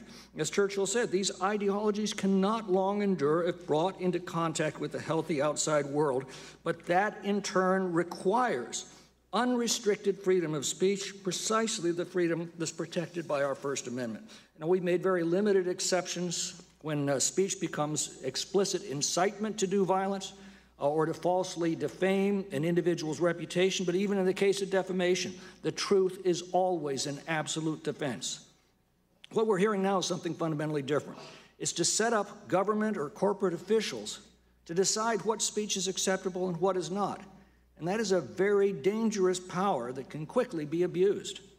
Today, a great deal of public discourse is conducted on social media. Major platforms like Google and Facebook that are here today, we've granted them legal immunity from the content of their platforms under the assumption that they're merely providing a public square and that those who use it should be held accountable for their own statements. This is appropriate as long as these platforms are not practicing any form of censorship or favoritism, other than, of course, censoring explicit incitement to violence.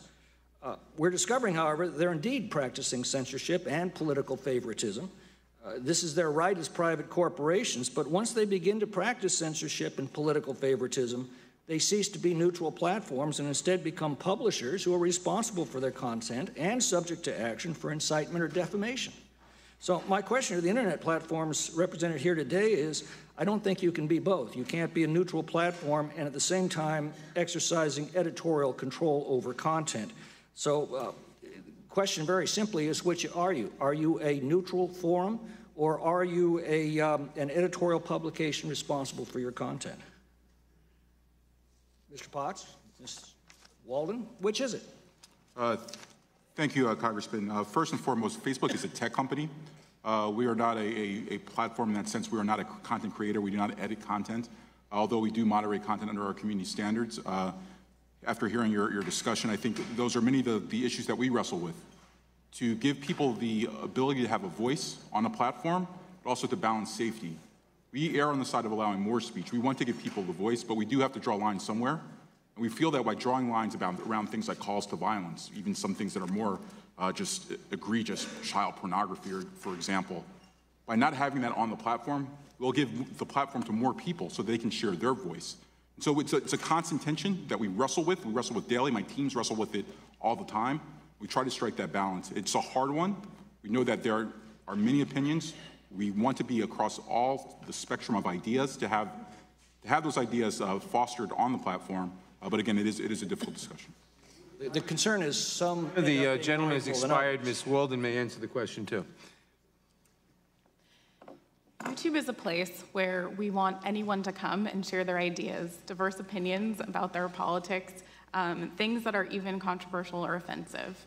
Our community guidelines are politically neutral, and YouTube is a place where users are uploading content.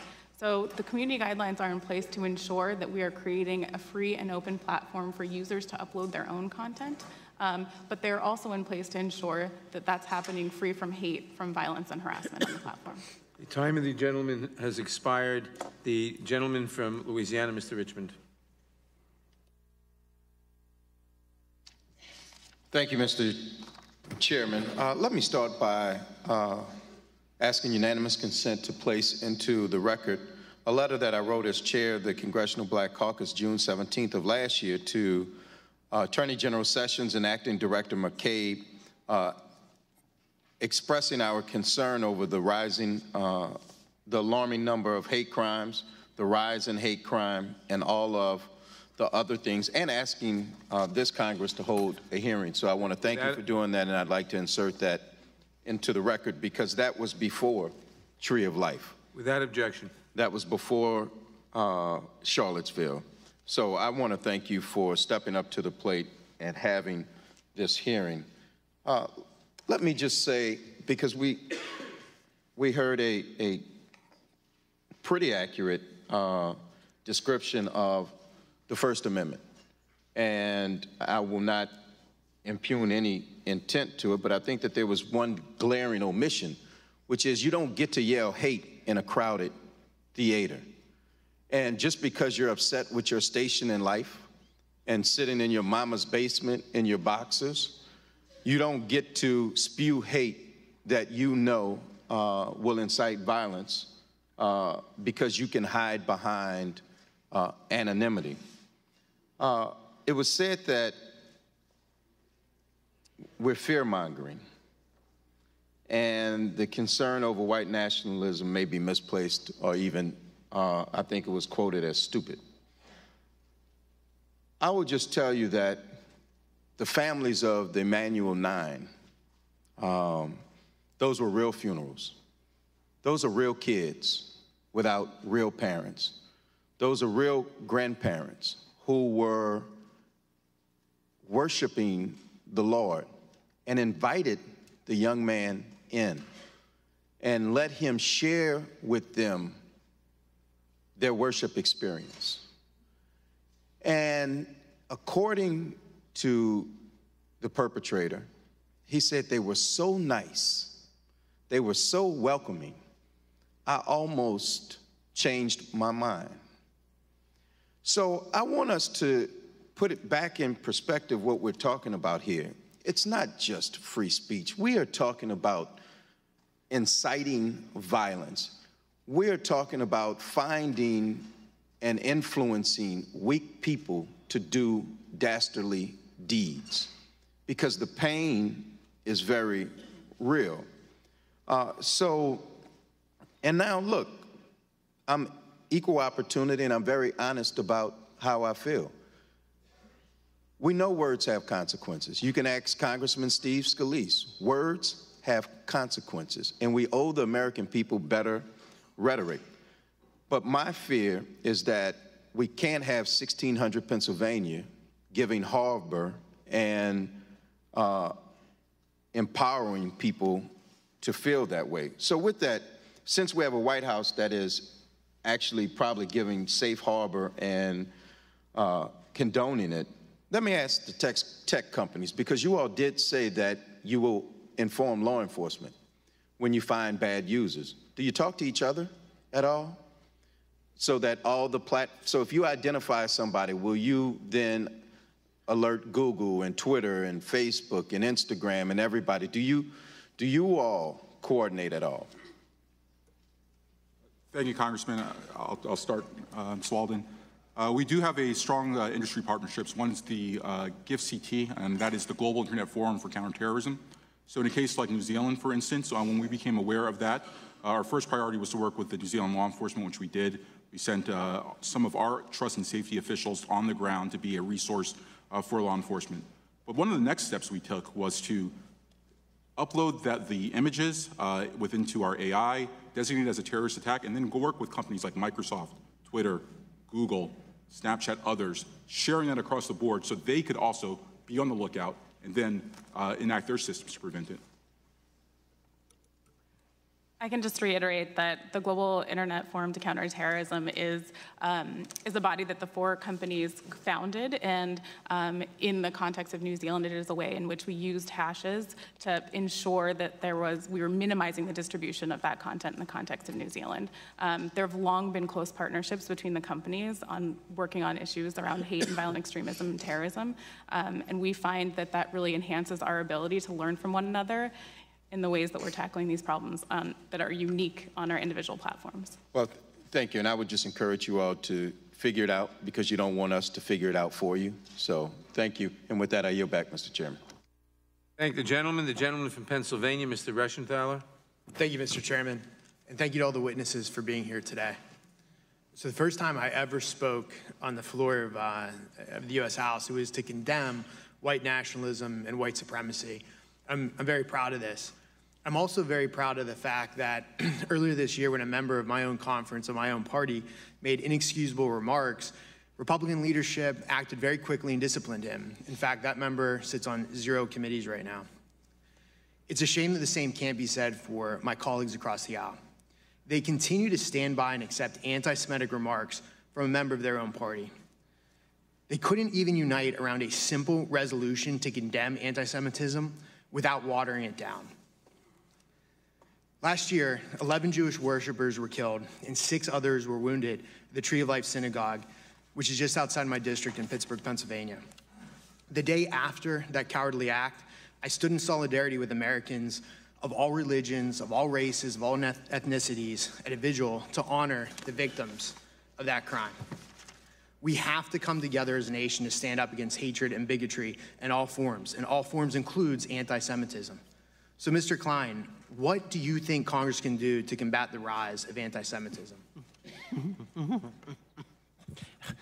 Well, one of the initial things I agree with you, Congressman, is there should be consequences to members of Congress who make repeated anti-Semitic remarks that are false, in addition to being insensitive.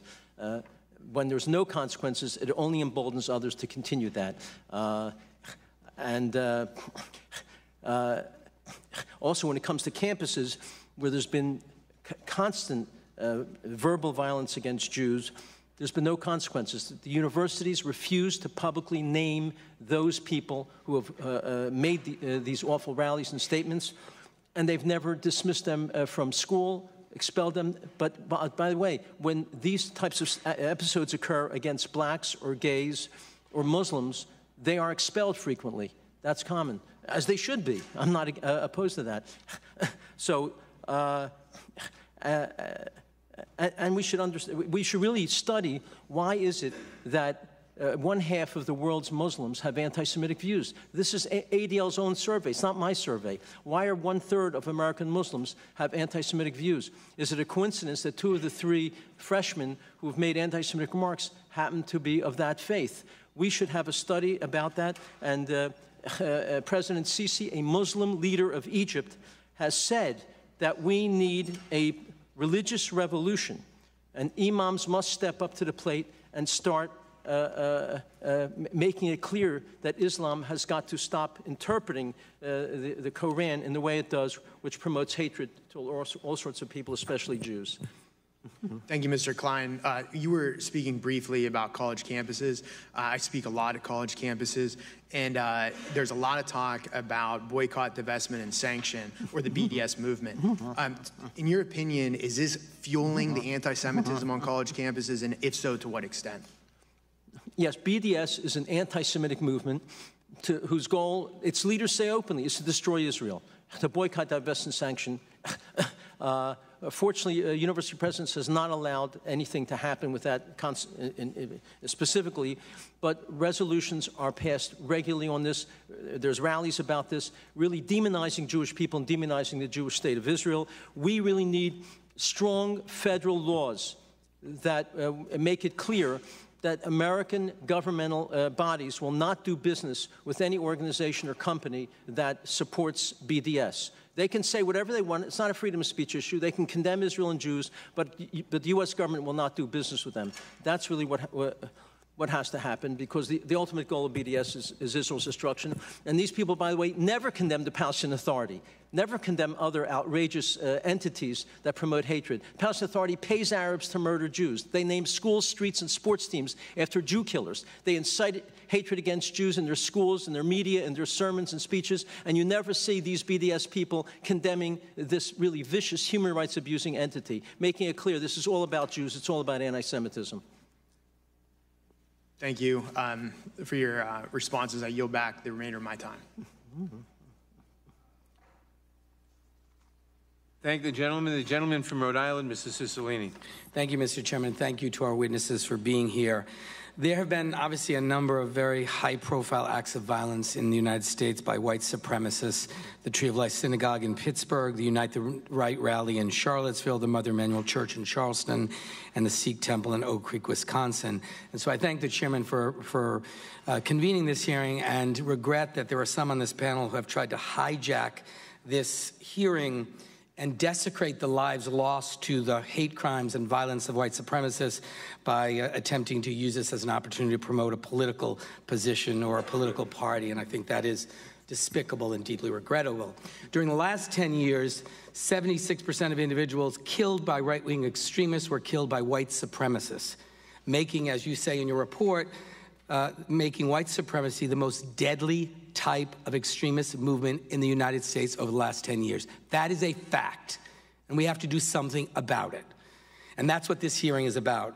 And so I want to begin with first the technology platforms, because I do think something that is different today is that the ability of white supremacists who are advocating violence and advocating and preaching hate have an ability to reach many more people because of the advent of technology.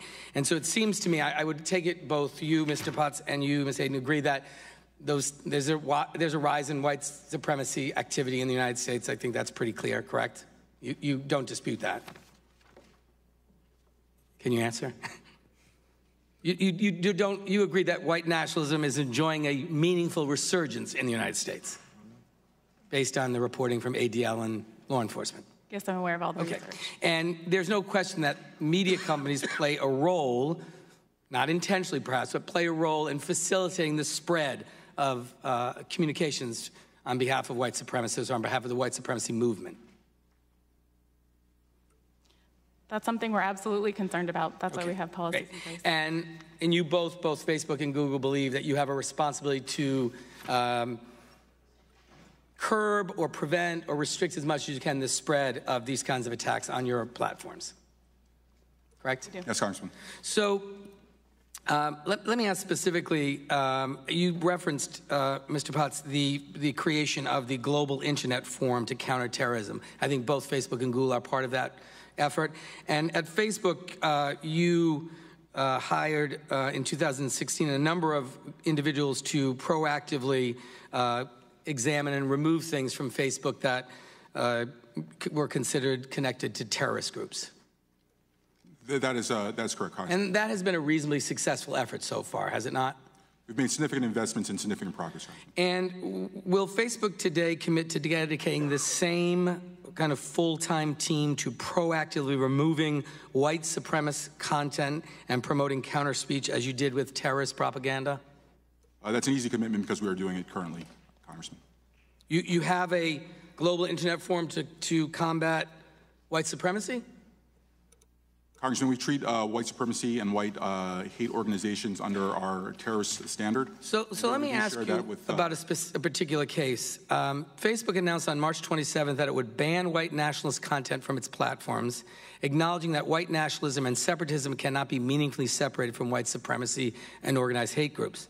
A few days later, on March 30th, Facebook publicly said that the video from Faith Goldy, entitled Race Against Time, where she stated openly that people of color and Jews are replacing white populations and specifically urged viewers to help stop the white race from vanishing, did not violate Facebook's policies. A week later, as of last Friday, the video remained on the platform and was only formally removed yesterday. So my question is, why was it not immediately removed? Facebook has said it will ban Faith Goldy and other accounts, including from the Aryan Strike Force. But what specific proactive steps is Facebook taking to identify other leaders like Faith Goldy and preemptively remove them from the platform? Thank you, Congressman. When we become aware of someone that espouses hate and violence, that has ties to these ideologies, we do review them, and we will remove them if we can find those necessary links. I think that's the case with Ms. Goldy. I believe she was removed from the platform. There will be no praise, support, or representation of her on our platform going forward, and I believe that is effective as of yesterday. Mr. Chairman, I'd like to just read and ask the witnesses to respond to a letter from Ben the Ark to the committee that reads in part, "It is not only the Trump administration's rhetoric and refusal to unequivocally condemn white nationalism that is problematic, but his actual xenophobic policies have emboldened the most openly racist elements of our society and pose grave danger to immigrants and people of color. Violence does not just take the form of mass shootings and vigilante murders.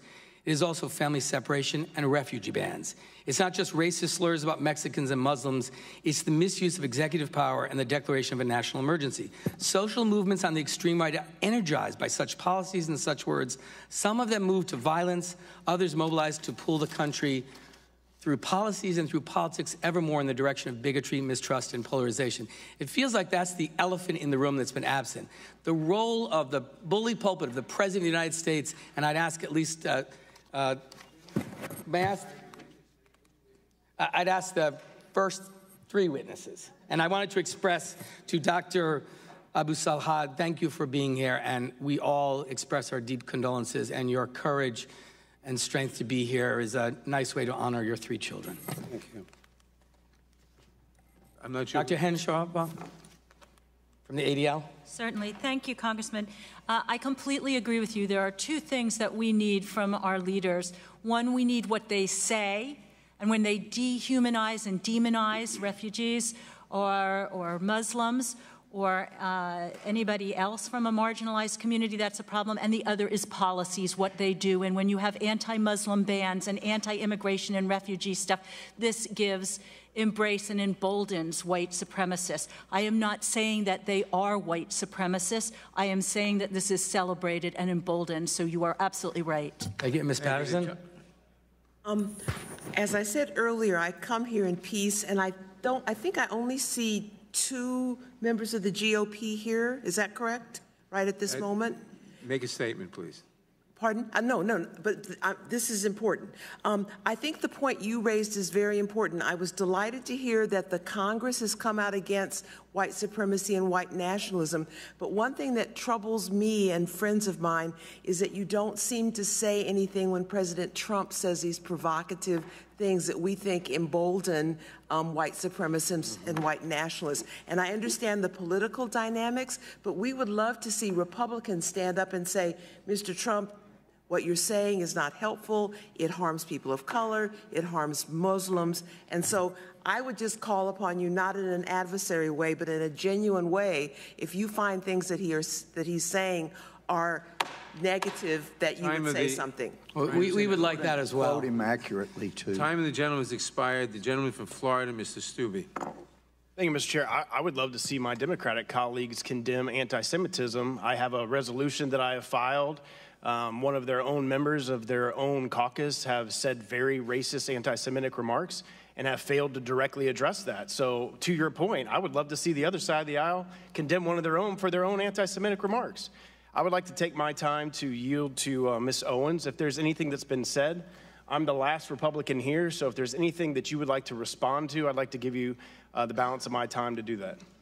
Yes, I actually wanted to respond to Congressman Cicilline because he was making references to me, and I thought that was a bit cowardly. He said he was dishonest when he said that the president refused to condemn white nationalism. Mr. Potts just literally gave the exact quote of the president doing just that. He does not want to accept the reality that the president has under multiple occasions condemned white supremacy and white nationalism, and the best condemnation of that is in the president helping the black community every single day with his policies. He also brought up family separation. information. This seems to only be an issue for illegals at the border, and nobody ever wants to talk about black babies being separated from the womb of black mothers. So if he actually cared about that, he would be embracing me. And lastly, he brought up the rhetoric of the president as in the same breath that he referred to me as despicable. I'm tired of hearing the left refer to people as despicable, as deplorable. We are Americans and we are patriots, and even if we disagree with you, name-calling should not be something that is done, especially in these chambers. Thank you, Mrs. Owens. Mr. Klein, is there anything that you would like to respond to that's been said? I will give you the remainder of my time.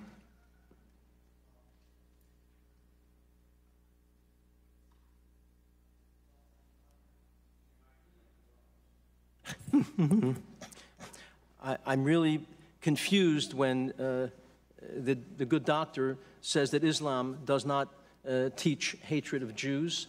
There's no problems with that issue. When in fact, there's a dozen or more imams in states around the country who have publicly made sermons calling to murder Jews. This is a hadith that's related to the Quran, that's considered very holy. The leaders of the Muslim world from Al-Azhar University have made vile statements against Jewish people. And we really need to have Muslims step up and do what President Sisi says, and there has to be a reformation and a rethinking of the aspects of the Quran that promote hatred against Jews. That's why you have constant murder of Jews in Israel, despite the fact that Israel has offered a state to the Palestinian Authority 4 times in the last 20 years. So this is, to me, one of the most serious issues as to why are half the world's Muslims anti-Semitic, why are 75 to 95% of the Muslims in the Middle East anti-Semitic, why are 1/3 of Muslims in America anti-Semitic, which is 2 to 5 times the rate of anti-Semitism of any other group. This has to be explored, but people are afraid to because then they're called an Islamophobe.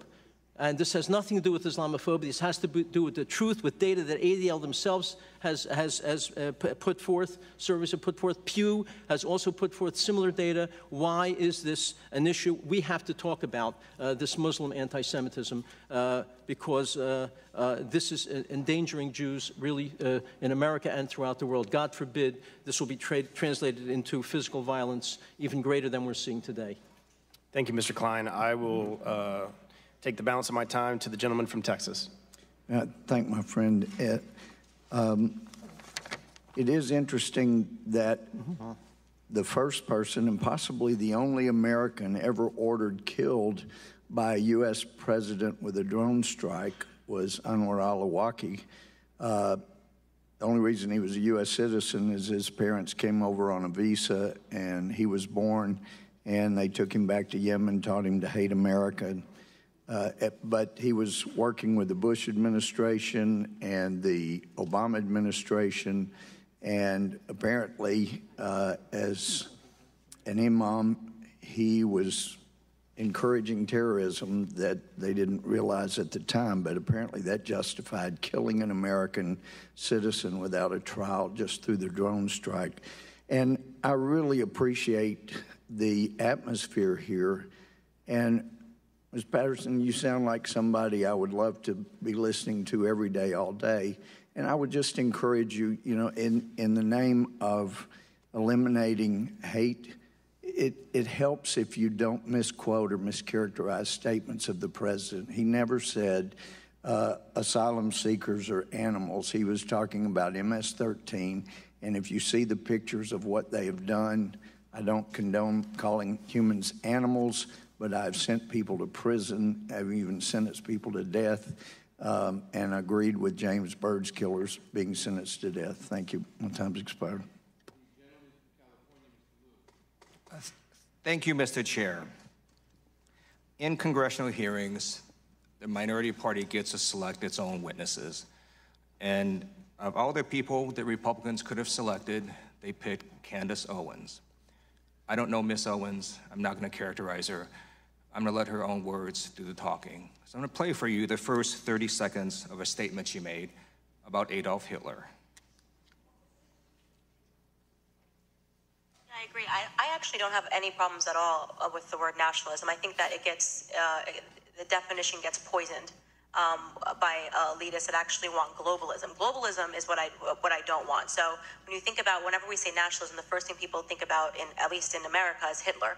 You know, he was a National Socialist, but if Hitler just wanted to make Germany great and have things run well, okay, fine. The problem is that he had dreams outside of Germany. He wanted to globalize. He wanted everybody to be German, everybody to be speaking German. All right, so my first question is to Ms. Hershinoff. Ms. Owens said, quote, if Hitler just wanted to make Germany great and have things run well, okay, fine. The problem is that he had dreams outside of Germany. So when people try to legitimize Adolf Hitler, does that feed into white nationalist ideology?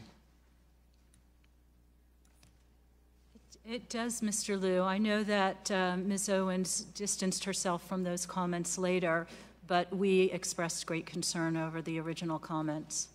Great, thank you. So there's been a lot of talk today. I'd like to focus on actual policy responses that our government can do to try to mitigate the threat of white nationalism. I know that in my district in Los Angeles just last month, 2 swastikas were painted at Pan Pacific Park along with a trail of blood. I met with Jewish constituents in my district who mentioned that at their synagogues, they've all had to increase security. As you know, there is a nonprofit security grant program at the Department of Homeland Security. Do you believe it'd be worthwhile to increase funding to that program? The ADL has, for establishment reasons, First Amendment reasons, been very cautious and wary of government funding to religious institutions. That being said, we well understand the fear and the safety. So I think that is something that has to be done very carefully in terms of one entanglement. I know in the place where in Westchester County where I live, the state and local governments provide a great deal of protection to the synagogue to which I belong. So I do understand, and I would like to work more with Congress, but I want to caution about where we entangle. This is a very difficult thing to do because when we're scared like this, of course we want money. So that is a great point you make, and I want to note that this program would apply to mosques as well as synagogues, so it is not specific to the religion. But it is true, the First Amendment does affect all of these issues, including, for example, private sector companies to say whatever it is that they want. Now, I'd like to also talk about a second program, and this was one that I'm going to ask Ms. Clark about, and it has to do with the Trump administration wanting to cut a very specific office called the Community Relations Service Office in the Civil Rights Division of the Department of Justice. Can you first explain to American people what that office does and why it would be a bad idea to cut funding? The Community Relations Service Office is a very critical part of the Justice Department. They are considered the peacemakers. They are the ones who step into communities that are embroiled in the aftermath of a hate incident. They are the ones who you'd want to deploy out to Louisiana, to the parishes where the churches are burning right now. They're the ones that you'd want on the ground right after the Charlottesville hate rally. We are deeply concerned by proposals to cut funding to this office, to shift this office to another part of the agency. It's important that this agency's work be completely non-political, but the very subject matter of this hearing today underscores the urgency of maintaining this office that has been with us for decades. And in fact, one of the reasons this office has worked well is because people who go there and get interviewed, it is not a prosecutorial office, and does that make it easier for people to provide information? That's right. They are the peacemakers. They are the ones who go in and connect with communities that are suffering in the aftermath of a hate incident. They connect with victims of crimes and hate crimes and connect them with services. And most importantly, they're the ones who help to ensure that an incident doesn't escalate and lead to more tension. So we need this agency now more than ever. Thank you, and I yield back. Gentleman from North Dakota, Mr. Armstrong. Thank you, Mr. Chairman, and I would yield my time to Mr. Reschenthaler from Pennsylvania. Thank you. Ms. Owens, I'm sorry, we just started a recording. Would you like time to respond to that? Yes, I think it's pretty apparent that Mr. Liu believes that black people are stupid and will not pursue the full clip in its entirety. He purposely presented an extracted clip. The witness will suspend for a moment. It is not proper to refer disparagingly or to a member of the committee. The witness will not do that again. Witness may continue. Sure, even though I was called despicable. Witness may not refer to a member of the committee as stupid. I didn't refer to him as stupid. That's not what I said. That's not what I said at all. You didn't listen to what I said. May I continue? Please. As I said, he is assuming that black people will not go pursue the full 2-hour clip. And he purposefully he cut off, and you didn't hear the question that was asked of me. He's trying to present as if I was launching a defense of Hitler in Germany, when in fact, the question that was asked of me was pertaining to whether or not I believed that Hitler was whether or not I believed in nationalism, and that nationalism was bad. And what I responded to was that I do not believe that we should be characterizing Hitler as a nationalist. He was a homicidal, psychopathic maniac that killed his own people. A nationalist would not kill their own people. That is exactly what I was referring to in the clip, and he purposely wanted to give you a cut-up similar to what they do to Donald Trump to create a different narrative. That was unbelievably dishonest, and he did not allow me to respond to it, which is worrisome and should tell you a lot about where people are today in terms of trying to drum up narratives. By the way, I would like to also add that I work for Prager University, which is run by an Orthodox Jew. Not a single Democrat showed up to the embassy opening in Jerusalem. I sat on a plane for 18 hours to make sure that I was there. I'm deeply offended by the insinuation of revealing that clip without the question that was asked of me. Thanks, Mrs. Owens, and I yield the remainder of my time. Gentleman yields back. The gentleman from Maryland, Mr. Raskin. Thank you very much, Mr. Chairman. I want to start by thanking you for calling this hearing today, and I want to thank my colleagues and the witnesses for engaging seriously with a serious problem. I'm proud also that I'm a member of the House of Representatives that adopted the most comprehensive and forceful denunciation of anti-Semitism in the history of the U.S. Congress on March 7th, 2019. One of our colleagues has repeated the talking point that somehow this was a watered-down resolution because we included other forms of racism and bigotry and hate violence. And I just want to take a second to dissent from that view. The white supremacists and nationalists that we're discussing today hate minorities of almost every particular color, religion, race, character, ethnicity. So how could it conceivably be an effective or comprehensive response to the problem that faces us today to pick out one form of bias and prejudice and to target simply that one? And speaking as a Jewish person, I feel very strongly that the effort to defend Jews against anti-Semitism is integrally linked to the effort to defend African Americans and Hispanics, members of the LGBT community, Muslims, and others against white nationalists, white supremacists, and racial violence. So far from watering the resolution down, we strengthened that resolution. We made it a powerful statement of the values of this institution. Now, Ms. Hershinoff, I want to come to you. In 2018, there were thousands of hate crimes across the country, and 50 people in America were murdered by domestic extremists, which marks a 30% increase over the prior year.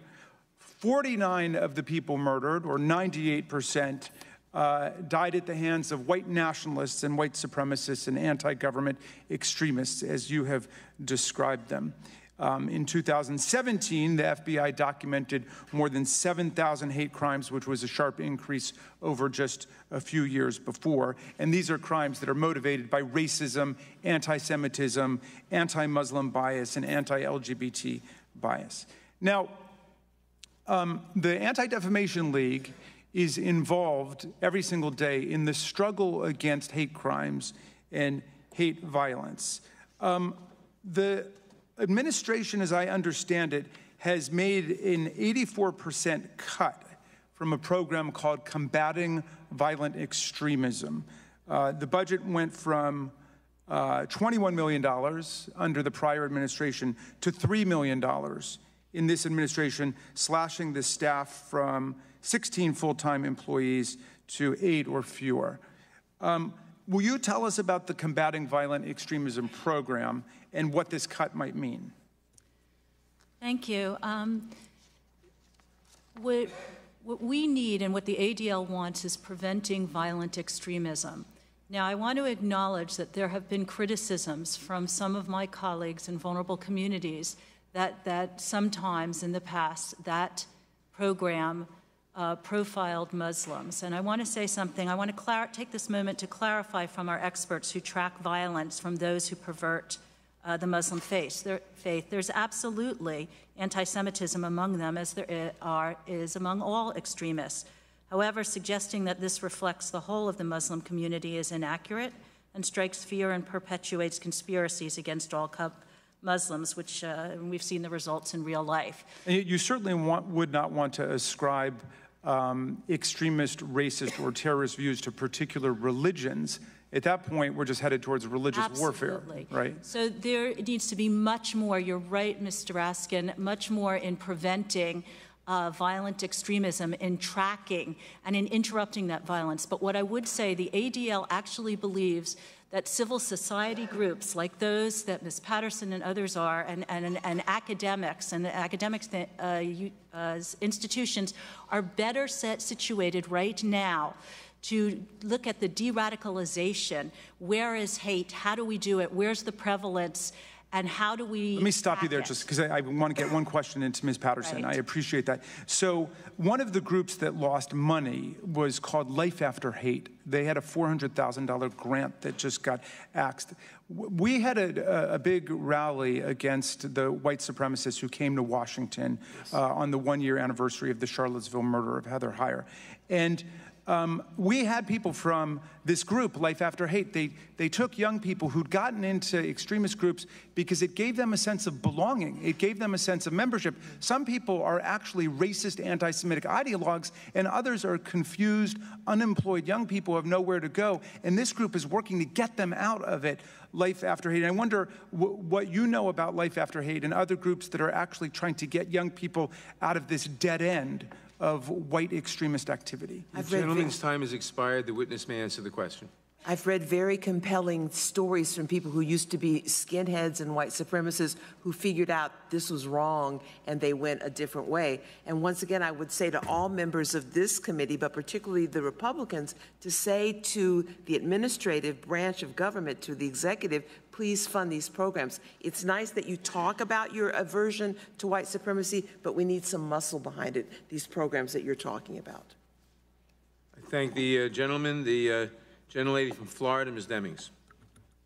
Thank you so much, Mr. Chairman, and thank you to all of our witnesses here today. It is good. Certainly keeps me on my toes and keeps me very focused to hear all perspectives. I'm glad today to see my colleagues on the other side of the aisle and hear their great concern today about extremist and racist behavior, because these behaviors have existed in this country since 1619. And so, Ms. Patterson, thank you for taking us back to the beginning, where slaves, maybe we need to be reminded the world is watching, were tortured, beaten, raped, hung, children separated from their parents. We've seen that before. If that's not enough for you, I joined my colleague, Mr. Gomer, in remembering a young man who was tied to the back of a truck and was dragged until his body was unrecognizable as a human being. I join you, Mr. Gomer, in remembering James Byrd. But if that's not enough for you, then let's remember a young student who was pistol whipped, tortured, beaten, and tied to a fence and left to die, in which he did. Today we remember a young man by the name of Matthew Shepard.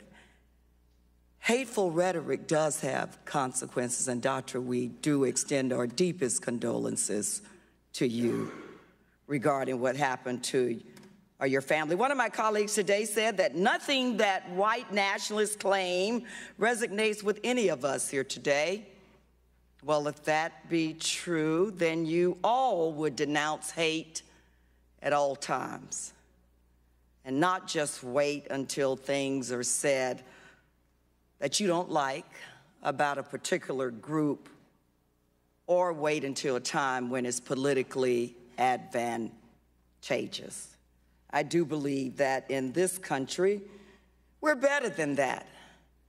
And let me remind my colleagues, because we're the ones with the authority and the power to make the decisions. It took my Republican colleagues over a decade to take any action against one of their own who had a reputation of making disparaging remarks. But what are we going to do about it? Because, you know, there is hope. We do have an opportunity to move forward. And I'd like to direct my questions to Mr. Potts and Ms.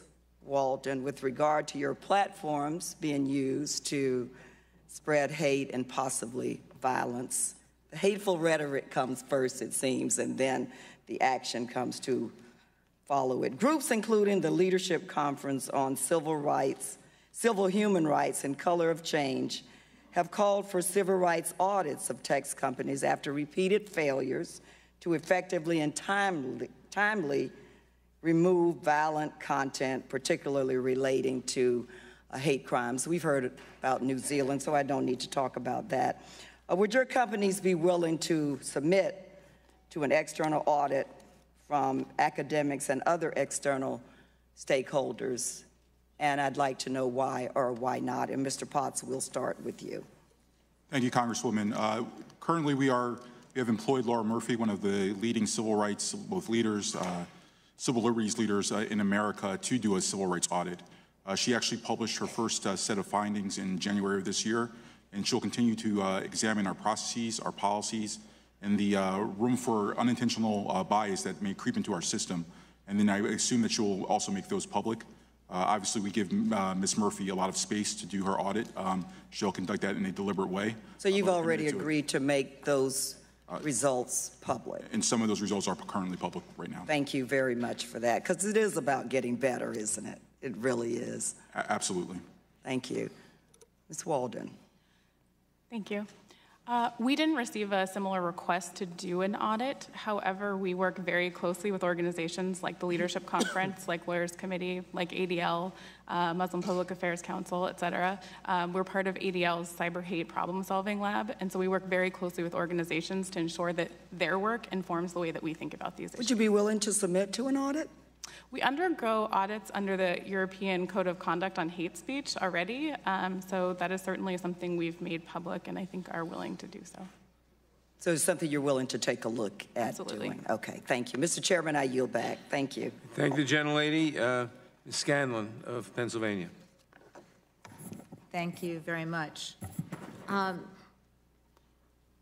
You know, today's hearing comes at a time when incidents of hate and violence are increasing at an alarming rate. And as I'm sitting here listening to the testimony today, I'm thinking about the impact just in my own district. I mean, in October, I attended services at our local temple after the Squirrel Hill incident, and you know, had to pass the police cars parked outside to protect the temple. And just a couple weeks ago, I went to our local mosque in Upper Darby to meet with our Muslim neighbors there after the shooting in New Zealand, and had to pass, you know, the police cars there. On Sunday, I was in Charleston with family for a family event, and took the opportunity to attend services at Mother Emanuel, as I had 2 years previously. And I did have some consolation while I was there in knowing that just a few weeks ago, this committee held hearings on gun violence, and the House passed the Charleston loophole bill, which would have denied a gun to the white supremacist who murdered people at Mother Emanuel. So we have made a little bit of progress, but we are far, far from being through. And just the fact that we hear that, you know, white nationalists are fundraising off this hearing today by live streaming it is really, really troubling. Ms. Clark, can you speak to what more the Justice Department could be doing in this space? Thank you for that question. We've talked a lot about hate crimes and the need for the Justice Department to bring more resources to bear investigating and prosecuting the perpetrators. But I want to make sure that before we close out this hearing, we also talk about the impact of hate on children. We know that there has been a 25% increase in hate incidents in the K-12 context. And again, this is a place where the Justice Department has resources at its disposal to make sure that our schools are safe environments, safe learning environments for all kids, regardless of race. We're also seeing hate play out in the workplace. And here, too, the Justice Department can play a role in stamping out the hate that African Americans, Muslims, and other minorities are experiencing in the workplace. We need a Justice Department that is willing to roll up its sleeves and bring every resource to bear on combating this crisis. We know through our own work at the Lawyers Committee for Civil Rights Under Law that law enforcement agencies on the ground are often ill-equipped and under-resourced and not prepared to confront hate. So making sure that the Justice Department is stepping in to provide support to bring perpetrators to justice, thinking about hate and how it's playing out in schools and at workplaces is also critical. And then finally, data collection is so key. We know that there are a lot of hate crimes that go underreported, but more importantly, a lot of law enforcement agencies fail to report data to the federal level as they are required to. Finding ways to incentivize better data collection and better data reporting is also crucial in the war against hate. Okay, thank you for that. Ms. Harshanov, you know, we've seen a little bit of this even today where minority groups are being pitted against one another. And I don't want to let the white supremacists, you know, I don't want to do their work for them by pitting people against each other. So the ADL's been pretty vocal that there's no evidence that the hate crimes in the U.S. against Jewish people are being committed by Muslims and vice versa, that hate crimes against Muslims in the U.S. are being perpetrated by Jewish people. Can you speak to what your research shows and how white supremacists are using the strategy of pitting Jews and Muslims against each other to drum up divisive rhetoric and a false narrative about who's committing domestic terrorism here in the U.S.? Yes, thank you. Representative Scanlon, I think you've brought up again the need to look at the data and to be very transparent about it so everyone else can look at it and make sure, because it is true that what we are not seeing Muslims in the United States attacking Jews or vice versa. And when we, you know, in a democratic pluralist society like the United States should be and is meant to be, if we don't join in coalition and have each other's backs, no minority is safe. And the only winners are those who sow division and try to divide us, whether that's for white supremacist agendas, whether that's either Democrats or Republicans using it for political gain.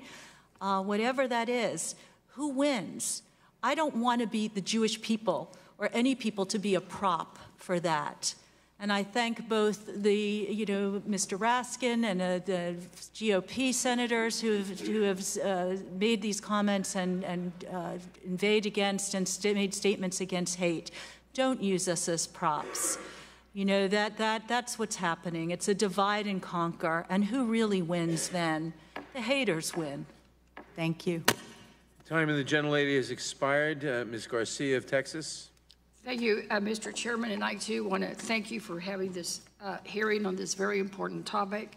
I know that for me in my district, that is overwhelmingly Latino, we are seeing more incidents occur that we believe to be hate crimes. I have today, Mr. Chairman, the written testimony of the late David Richardson, a Houston area resident, who testified in front of this committee on April 17, 2007, about his experience as a hate crime survivor. Mr. Richardson was viciously attacked by two individuals targeted for being Mexican American. His attackers, one an admitted racist skinhead, attempted to carve a swastika on his chest.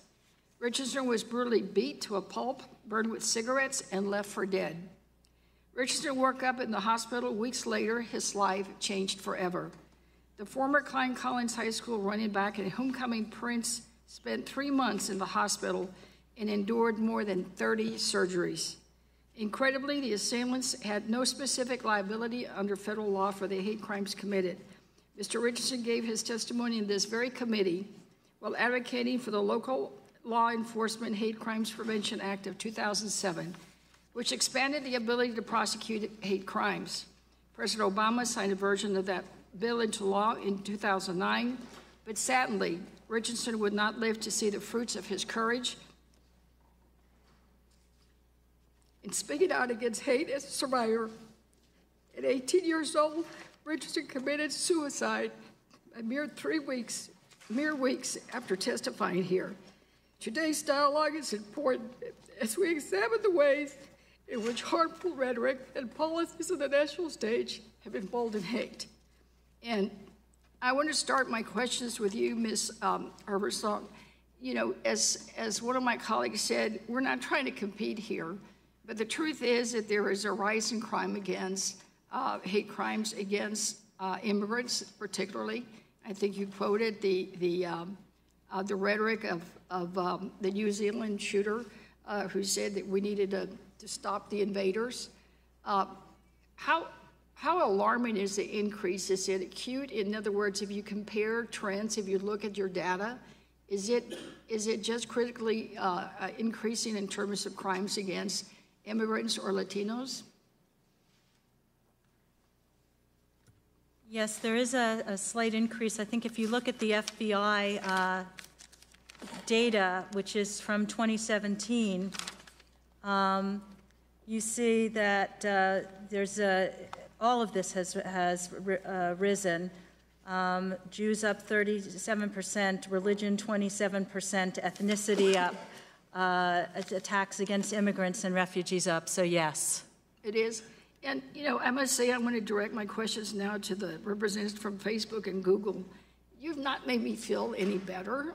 I mean, I just don't feel any sense of reassurance in your presentations, in your demeanor, in terms of what we're doing to respond to a lot of the messaging that is on social media, not just Facebook and Google, but also through Twitter, through Amazon, through YouTube, through all of it. And you all are both globally. What have you done to ensure that all your folks out there globally know the dog whistles, that know the key words, the phrasing, you know, the things that people respond to ensure that we can stop some of this and be more proactive in blocking some of this language?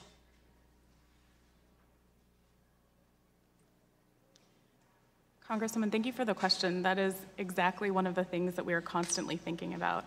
It's true that those who seek to exploit our platforms are uniquely motivated, and their tactics are ever evolving. That's why we have internally, we have an intel desk that looks to see and track trends of what we're seeing on our platform, but also we engage with external experts so that we can understand what others are seeing. As language changes, it's important for us to be able to understand things like you said, like dog whistles, so that we know when slurs are happening as part of comments or in videos that our reviewers are reviewing. And our global, Mr. Potts. Excuse me, thank you, Congresswoman. We do have 30,000 people now focused on safety and security, and within that 30,000 people, we have specific subject matter experts that focus on this area. So we have academics, we have other people who come from civil society, human rights backgrounds to really dive deep in this area. We do use a lot of our automation and artificial intelligence to help surface, to help provide that data analysis. And then the other key part is the partnerships. So working not only just across industry, but with civil society, working with external groups, working with academia to get ahead of those trends so we see those signals. And then we try to write policies that can actually get and target that, and then we can remove it from the platform. Well, I hope you do more. Thank you.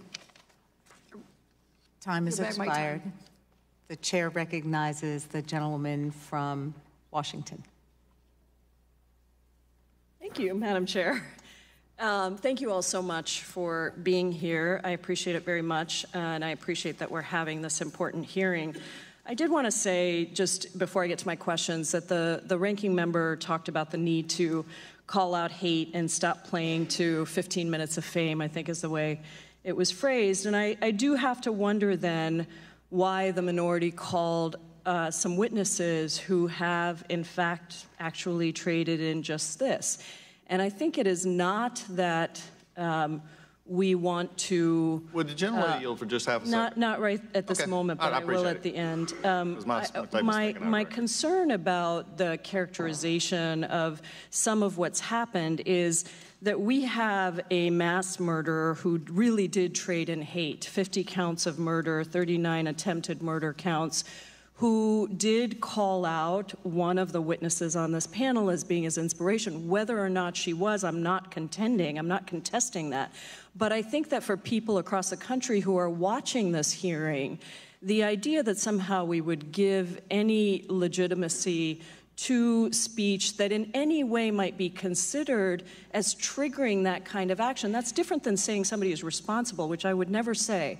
But I do think that it is deeply hurtful for people across this country who might be watching this to see some of those things expressed or given legitimacy to. And I just want to say that I think that that's an important consideration, and we've gotten a lot of emails about this, and I know there were many things that were entered into the record. I also ask unanimous consent, Madam Chair, to enter into the record a statement from the Western State Center and a statement that was sent by a number of Masa groups, Muslim, Arab, South Asian groups.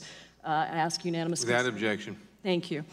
So let me go to my questions now. And my first question is for Mr. Potts.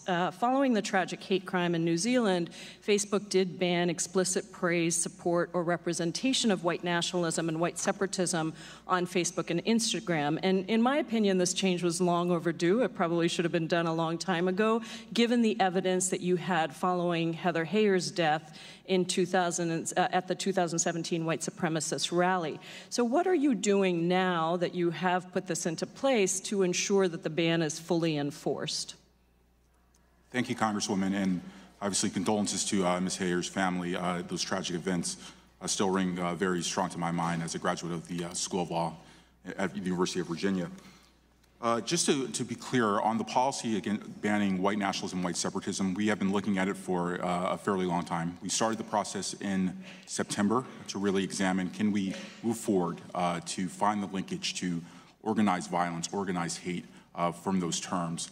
We met with a wide range of groups globally, North America, Europe, Africa, elsewhere, to really focus in to see what those groups would say across the spectrum. Mr. Potts, I'm so sorry. I don't want to cut you off, but I have very little time. And I just wanted to see if you could address the fact that there are still white nationalist pages on your site. And I appreciate the process. I'm sorry, Congresswoman.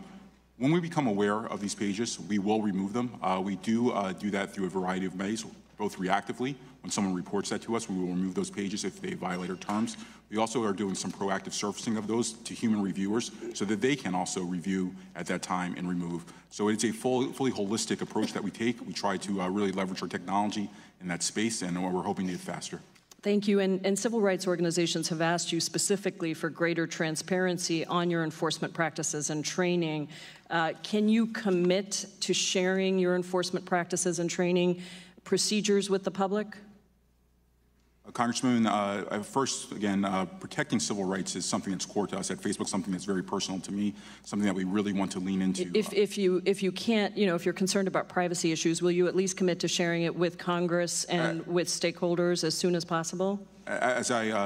As Ms. Murphy, Laura Murphy, is doing her assessment, I'm sure that is also going to be part of the assessment. And is that a yes or no? If we are able to share... Would you share your enforcement practices with Congress so that we can make sure that there is enforcement around? If we are able to share them, I can commit to that. I don't know the privacy. Okay, how about you, Ms. Walden? Can you give me a clear yes? Yes, we make all of our we have a transparency report about our enforcement guidelines, and we already demonstrate sort of what we're doing with machine learning, what is done with community flagging, and what's done on hate specifically. There you go. Okay, so does your enforcement policy include a trusted flagger program for vetted, respected civil and human rights organizations to expedite review of potential hateful activities? Congresswoman, we do have partnerships with a number of organizations, including some civil rights organizations where they have that. And just a yes or no. I think I misunderstood your other question about the enforcement. We do share a community standards enforcement report that is transparent. We do that twice a year. So I apologize for misunderstanding. I know the gentlelady's time, but do you still give me a moment? If the chair will. Grant. I just want to make sure I can reclaim my time if I'm passing it over. All I want to simply say is it's been brought up at my time, and it was specifically, and you can go back to my question to Mr. Potts, was concerning those who are and live streaming violence such as the act that was in New Zealand. That was the context.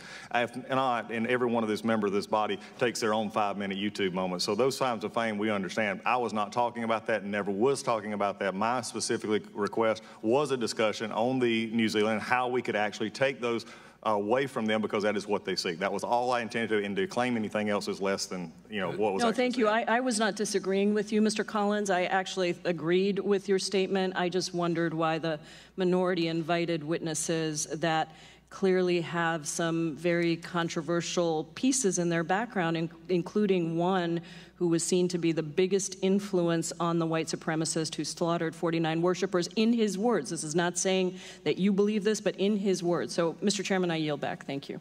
The gentlelady yields back. The gentlelady from Georgia, Ms. McBath. Thank you, Mr. Chairman. As a survivor of a hate crime myself, I want to begin by reading a statement from two of the survivors of one of the horrific acts of hatred that took the lives of 11 Americans last year. Quote, on October 27, 2018, an individual fueled by white nationalist hatred entered the Tree of Life synagogue, murdered 11 innocent people, and seriously wounded 2 community members and 4 of our dedicated Pittsburgh police officers. We are survivors of that violent act of extremist hate.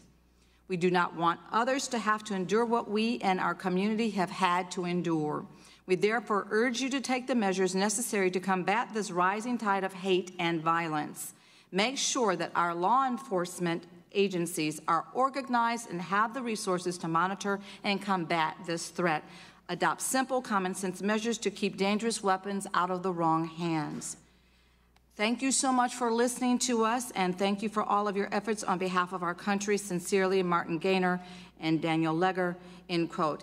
Mr. Chairman, I ask unanimous consent that this full statement be without entered into objection. the record. Thank you. Dr. Abu Salah, like Mr. Gaynor and Mr. Legger, you and I are survivors.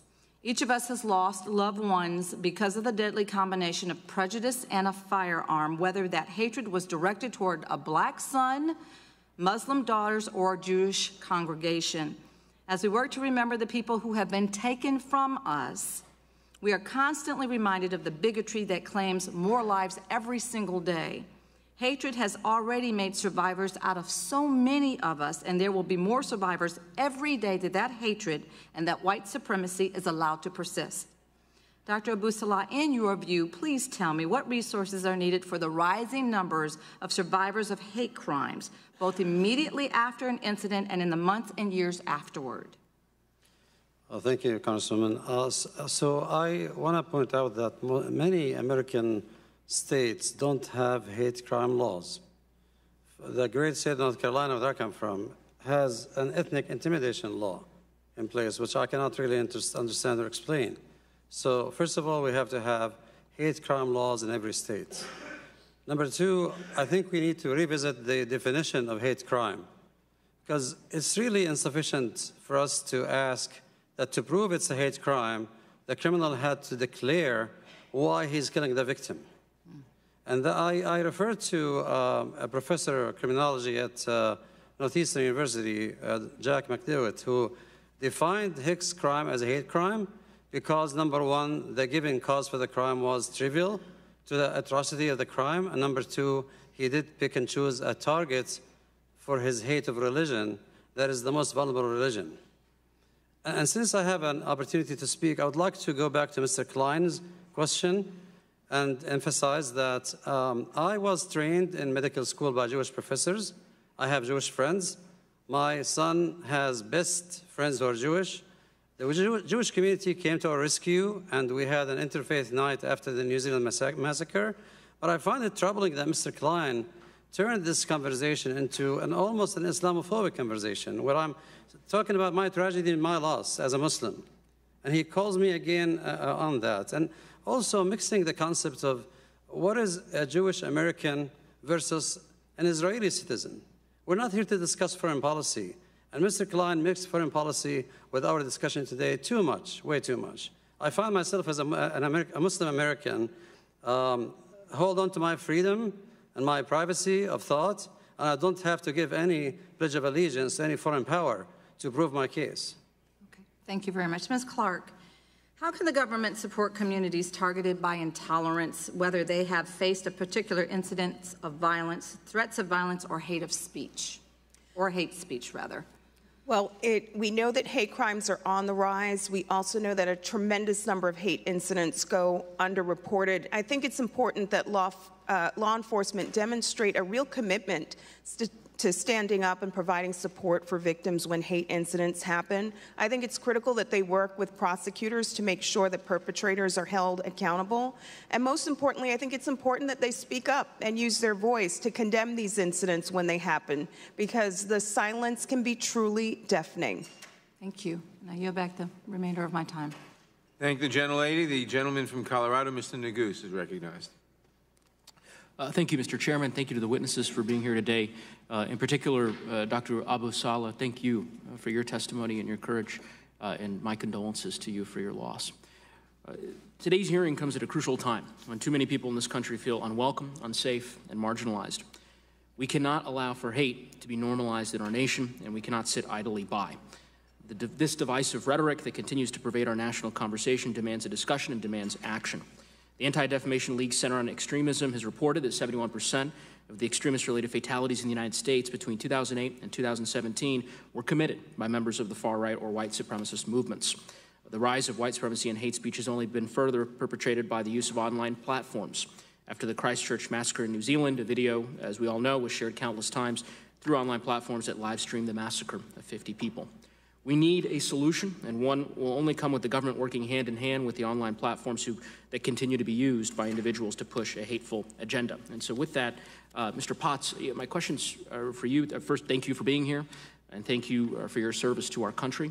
I appreciate the first steps that online platforms such as Facebook have taken to attempt to curb the use of their platforms as a base for white nationalists, including your company's recent decision to explicitly ban all forms of white nationalist separatist content. But similar to Representative Jayapal, I'd like to, I think, dig a little deeper in terms of how the policy is working in practice, obviously understanding that it's only been in existence for the better part of a week and a half, I suppose. But if you could give us some further details, I guess, first starting out, my understanding is the pages you are screening, you're using a series of algorithms, right, on a daily basis to screen pages that would violate your new norms or standards of conduct. Thank you, Congressman. We use a series of both artificial intelligence and human reviewers to do what we would call proactive sweeping for that type of content. We use signals from our community, user reports, to help us really hone in onto what may be white nationalist or white separatist behavior. If we do find known white nationalists or known white separatists or people who are affiliated with hate organizations, we actually have a process where we conduct what we call a fan out. And a fan out is to look at that person's connections to ensure that we are trying to get to the root of those networks and to remove them from the platform. Thank you for that answer. On balance, what would the percentage be of the content that is shared that is sort of triggered by these algorithms or by the AI tools that you use that would be posted or created by fake accounts? Congressman, I don't have that number, but I'm happy to follow up. I can try to do some research, but I don't think we have that fidelity in a number right now. Okay.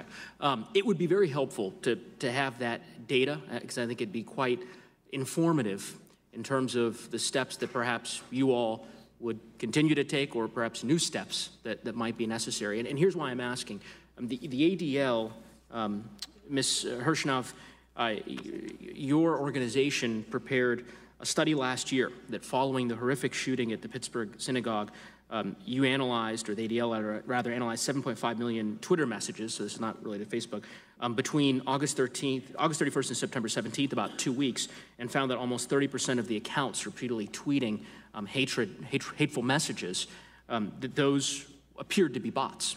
And I don't know if you have that data with you, but I suppose that you could confirm that that was the case. But it's 4.2 million tweets, 40% were bots. 40%. So given that, I guess I am curious, Mr. Potts, if internally in Facebook you've had conversations around how to deal with the proliferation of those fake accounts, right? My understanding is last year alone, Facebook disabled 1.3 billion fake accounts. And so to the extent, that's why the data around the posts, percentages of the content that's being flagged by your algorithm that is produced by fake bots, the reason why that data is so important is because to the extent that it mirrors some of the data we've seen in other mediums, I would think that rather than being reactive, right, that there would be a case to be made to addressing it at the source, and that is to say addressing the proliferation of those fake accounts. Would you care to comment? That is correct, Congressman. And we do have a very strong coordinated and authentic behavior policy that is meant to go after networks of fake accounts when they are used to mislead who they are and mislead what they're doing. So if those accounts may include white nationalism and white separatism content, may include other things, maybe financially motivated, but we do remove those networks forcefully. I believe we are well into the double digits now, and we continue to act on that policy today. And I see my time has expired. Thank you, Mr. Chair. Thank the gentleman. The gentlelady from Pennsylvania, Ms. Dean. Thank you, Mr. Chairman, and thank you for holding this important hearing. I'm not interested in sort of the false discussion over whether or not white supremacy exists in America or around the world. It does, we know it does, and we know it costs lives. I'd like to lift up Dr. Abu Salhala, your testimony.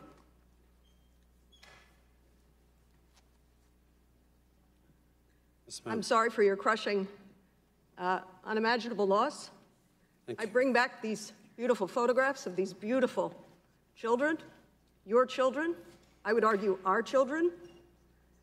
And I thank you for telling the terrible story of their deaths. But what I'm more impressed with is the story of their lives and how you carry that story and you repeat that story. Because I'm confident, I was thinking here throughout this testimony, how do we prevent further acts of terrorism based on bigotry and hatred and the notions of white supremacy? And the way we do that is to lift up stories of love. That's what you did.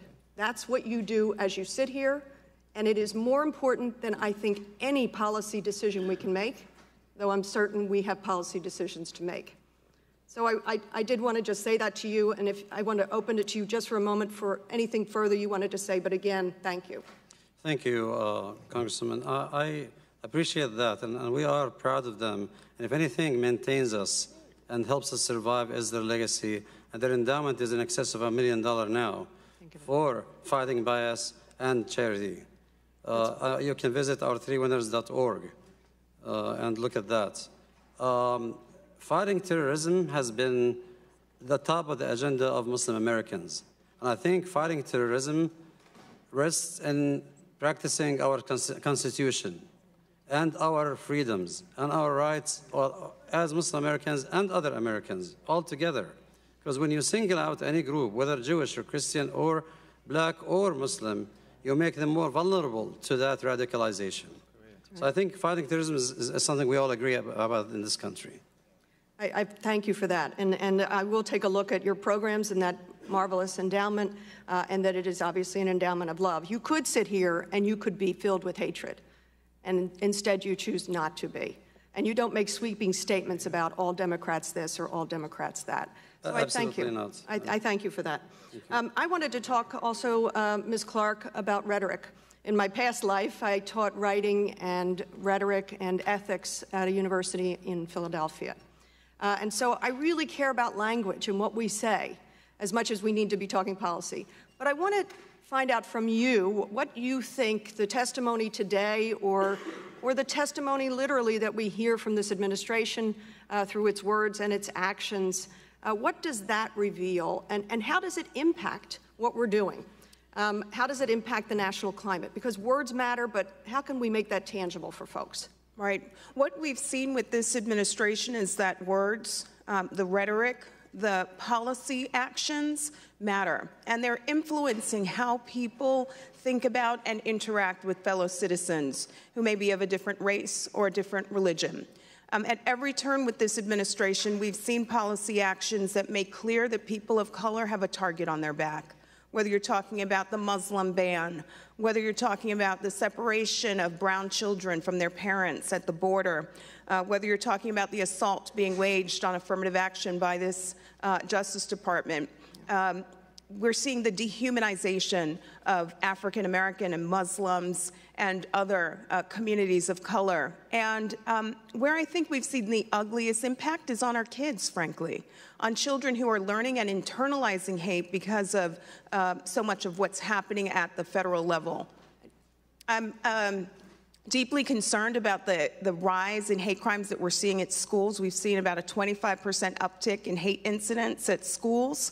And I think it's going to take a lot of work to not only push back against the crisis that we face, but to undo the damage and to reprogram children who've been harmed by what they've internalized. I am certain that education is going to be the key and our way out of this. And Mr. Potts, real quickly, a more technical question, and thank you all for your testimony today. I want to quickly follow up with the question that my colleague, Mr. Cicilline, asked. You said you took Faith Goldie's video and page down yesterday, over a week after it was reported, but what specific proactive steps, not just responding to flag content, are you taking? Specific proactive steps. The gentlelady's time has expired. The witness may answer the question. Thank you, Chairman, and thank you, Congresswoman. Again, the white nationalism and white separatism policy were just announced about a week and a half ago, so they're just going into enforcement. But within that policy, we are doing both proactive work with our artificial intelligence to surface content that may be violating, to get it in front of human reviewers, and then also using our human reviewers on reactive work when it is user reported. So for groups like this woman whose name has just slipped my mind, we found out via the user report. We then reviewed her against our policies, and then we were able to remove her and then consider her to be a white nationalist. And I just would comment that it seems to me kind of late to just be coming to that notion that a week and a half ago you just came up with these ideas and policies. This is social media and your important platform and so widely used platform. I'm disappointed that that policy is that new. Thank you, Mr. Chairman. Thank the gentlelady. The gentleman from California, Mr. Correa. Thank you, Mr. Chairman. Thank you very much for holding this most important hearing to address the issue of hate crimes and how to prevent them and the rise of white nationalism. Back home in Orange County, California, we're not immune. We've also seen a sharp rise and increase of hate crimes and race-related incidents in the last few years. And those are just the crimes that are actually reported. As we know, 2 years ago in Charlottesville, Virginia, a self-professed neo-Nazi attacked a crowd of people, resulting in a young woman's death and injury of 19 individuals. After that attack, I called the Homeland Security Committee to hold a hearing to address hate crimes and the rise of white nationalism. I got nothing. Last October, a man shouting anti-Semitic slurs opened fire inside the Tree of Life Synagogue in Pittsburgh. It was the deadliest attack against the Jewish community in the United States in our history. The day after that attack, I again called for a hearing on domestic terrorism and white nationalism. I got nothing. So today, Chairman Nadler, I applaud your leadership on holding this most important hearing. The two terrorist attacks that I mentioned are not the only hate crimes in the last few years. Let's not forget about Charleston's historic Emmanuel AME Church, the Sikh temple in Wisconsin, and other attacks. And just yesterday, the family of Army Lieutenant Richard Collins III shared their painful experience of domestic terrorism in my office. The family told me a story. Their constituents from Steny Hoyer's district. Their son, who had recently been commissioned, May 2017, was killed, stabbed in the heart by an individual inspired by white supremacist material. Here's a picture of Richard Collins. Young man, ready to report to the Army. 2 weeks after graduating from Army ROTC, College Army ROTC, stabbed in the heart while waiting for a bus. In the name of all these victims, trying to prevent them in the future, I have a lot of questions, but Ms. Hershov and Dr. Abu Salaba, I would ask you again, when our political leaders echo white supremacist, white nationalist ideas, does that inspire violence in our streets? Honestly, it does. If you are in power, if you're in charge, you're a role model. You represent your country. I don't want to name any names, but and I'm not a politician, so I don't really follow the details of everything in D.C., but it would be inspiring for our leaders to be uniting and fair and calculated when they talk about sensitive issues, and reinforce unity and solidarity of all Americans. We are the most diverse country in the world. And if our leaders do not practice that genuinely, we're in a dark path. That's all I can say. Ms. Clark, following up on that comment about diversity, my district, I consider it to be the new Ellis Island of the United States, Central Orange County. We have people from all over the world, immigrants from all over the world, refugees. A lot of those kids in those schools are very nervous, very stressed out, very scared. What do I tell them? That we've done them a grave injustice, and that we as adults need to do better, that we need to expect more from our national leaders, that no student deserves to go to a school where the N-word is scrawled on the wall or swastikas are found in bathrooms, where KKK flyers are distributed to students. These are all things that we're seeing right now play out inside of our nation's schools. We need law enforcement to do better, and we need our leaders to reject policies that dehumanize students of color, communities of color, and most importantly, we need to all condemn the hate that's playing out across our country right now. Ms. Clark, I think what you're trying to say is that we have to remember what America is all about. That's right. A country of immigrants, a country of folks that have been rejected by their home countries and come to America and have made this country the greatest country in the world. Right. We have to remind our children of our heritage. That's right. Mr. Chairman, I yield. Thank the gentleman. The gentlelady from Florida, Ms. McCarswell-Powell, is recognized. Thank you. And just to reiterate, as we close this hearing today, I think it's important for all of us to remember why we're here. And we are here to deal with the rise of white nationalism, to deal with the rise of violent, hateful crimes. And I truly respect Mr. Abu Salah for coming here and honor your children from that hateful incident back in 2015. Ms. Eileen Hershenoff, can you just describe very briefly, so that everybody understands in the simplest form, what is white nationalism? White nationalism is one of the many euphemisms for white supremacy. The core ideology of white supremacy now used to be, before the civil rights movement, to keep the dominance of the white race. Now it's fear of the imminent genocide of the white race by a flood of non-whites and other people whom they consider degenerates, which they say are, that flood is orchestrated by Jews as parasitic puppeteers. So, thank you. You know, I'm an immigrant from Ecuador. So would white nationalists perceive me as a threat? As an immigrant, as somebody from as a Latinx, yes, that is the dominant ideology. And my husband is Jewish.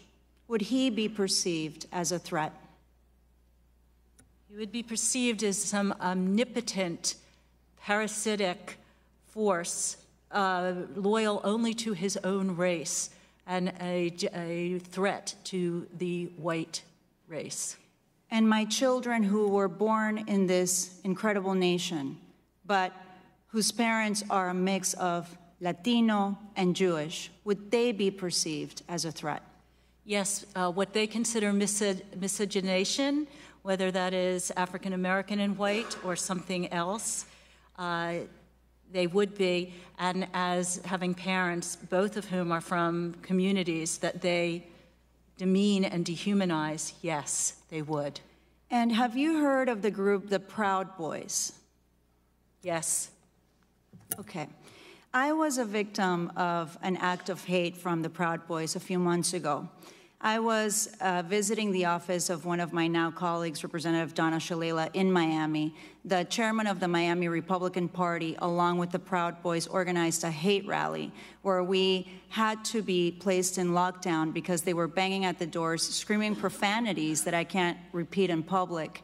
And we had to call the law enforcement officers. We had to wait there for a few hours. It was definitely a very threatening and fearful experience for me. And one of the first times that I actually experienced it firsthand, what we're dealing with in this country. Thankfully, nothing happened to any of us. Thankfully, law enforcement came right away. What do you think the consequence should be to these type of groups?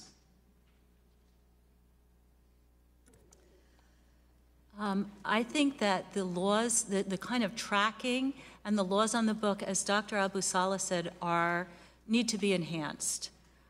There's a number of different things. Ms. Clark has talked about education, but and I know there's federal legislation to enhance hate crime laws. A lot of crimes are state laws, and a lot of this starts online with real-life consequences, and no state has an anti-doxing law. Very few have anti-stalking or anti-swatting. So we need hate crime online and enhanced hate crime laws. I agree fully, because I can tell you that it was through Facebook that they got this rally organized. And I can tell you also that I have done my research, and there's still videos from the Proud Boys that are still trending online through various forums, one of them YouTube. And so, Ms. Clark, just to finish off, Facebook has said that they remove white supremacist content as soon as they're aware of it. From the Lawyers Committee's experience, is that accurate? We're very pleased that after many months, Facebook abandoned this ill-conceived and flawed policy of giving white supremacist activity the okay, and or banning white supremacist activity, but giving white nationalist and white separatist activity the red light. I will say that for several months, we've flagged pages like the Nationalist Agenda page on Facebook. And it's okay to be white. And these are pages that are still up today as this hearing is taking place. We realize that the hard work lies ahead as Facebook implements this policy, but no doubt tech companies must step up if we're going to ever combat the hate crime crisis today, because online hate is so pervasive and widespread.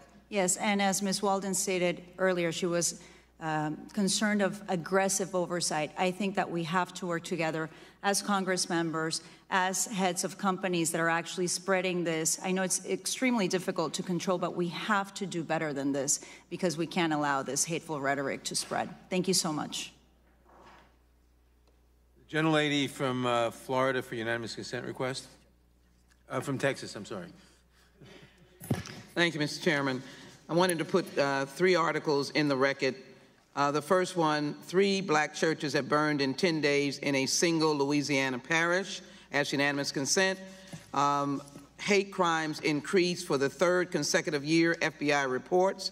And then counties that hosted a 2016 Trump rally saw a 226% increase in hate crimes. I ask unanimous consent to put those items into the record, which is a reflection of this hearing. Without objection, the items will be entered into the record. This concludes today's hearing. Thank you to our distinguished witnesses for attending. Without objection, all members will have 5 legislative days to submit additional written questions for the witnesses or additional materials for the record. The hearing is adjourned. Well, Mr. Chairman, there are 21 Democrats missing and 15 Republicans. That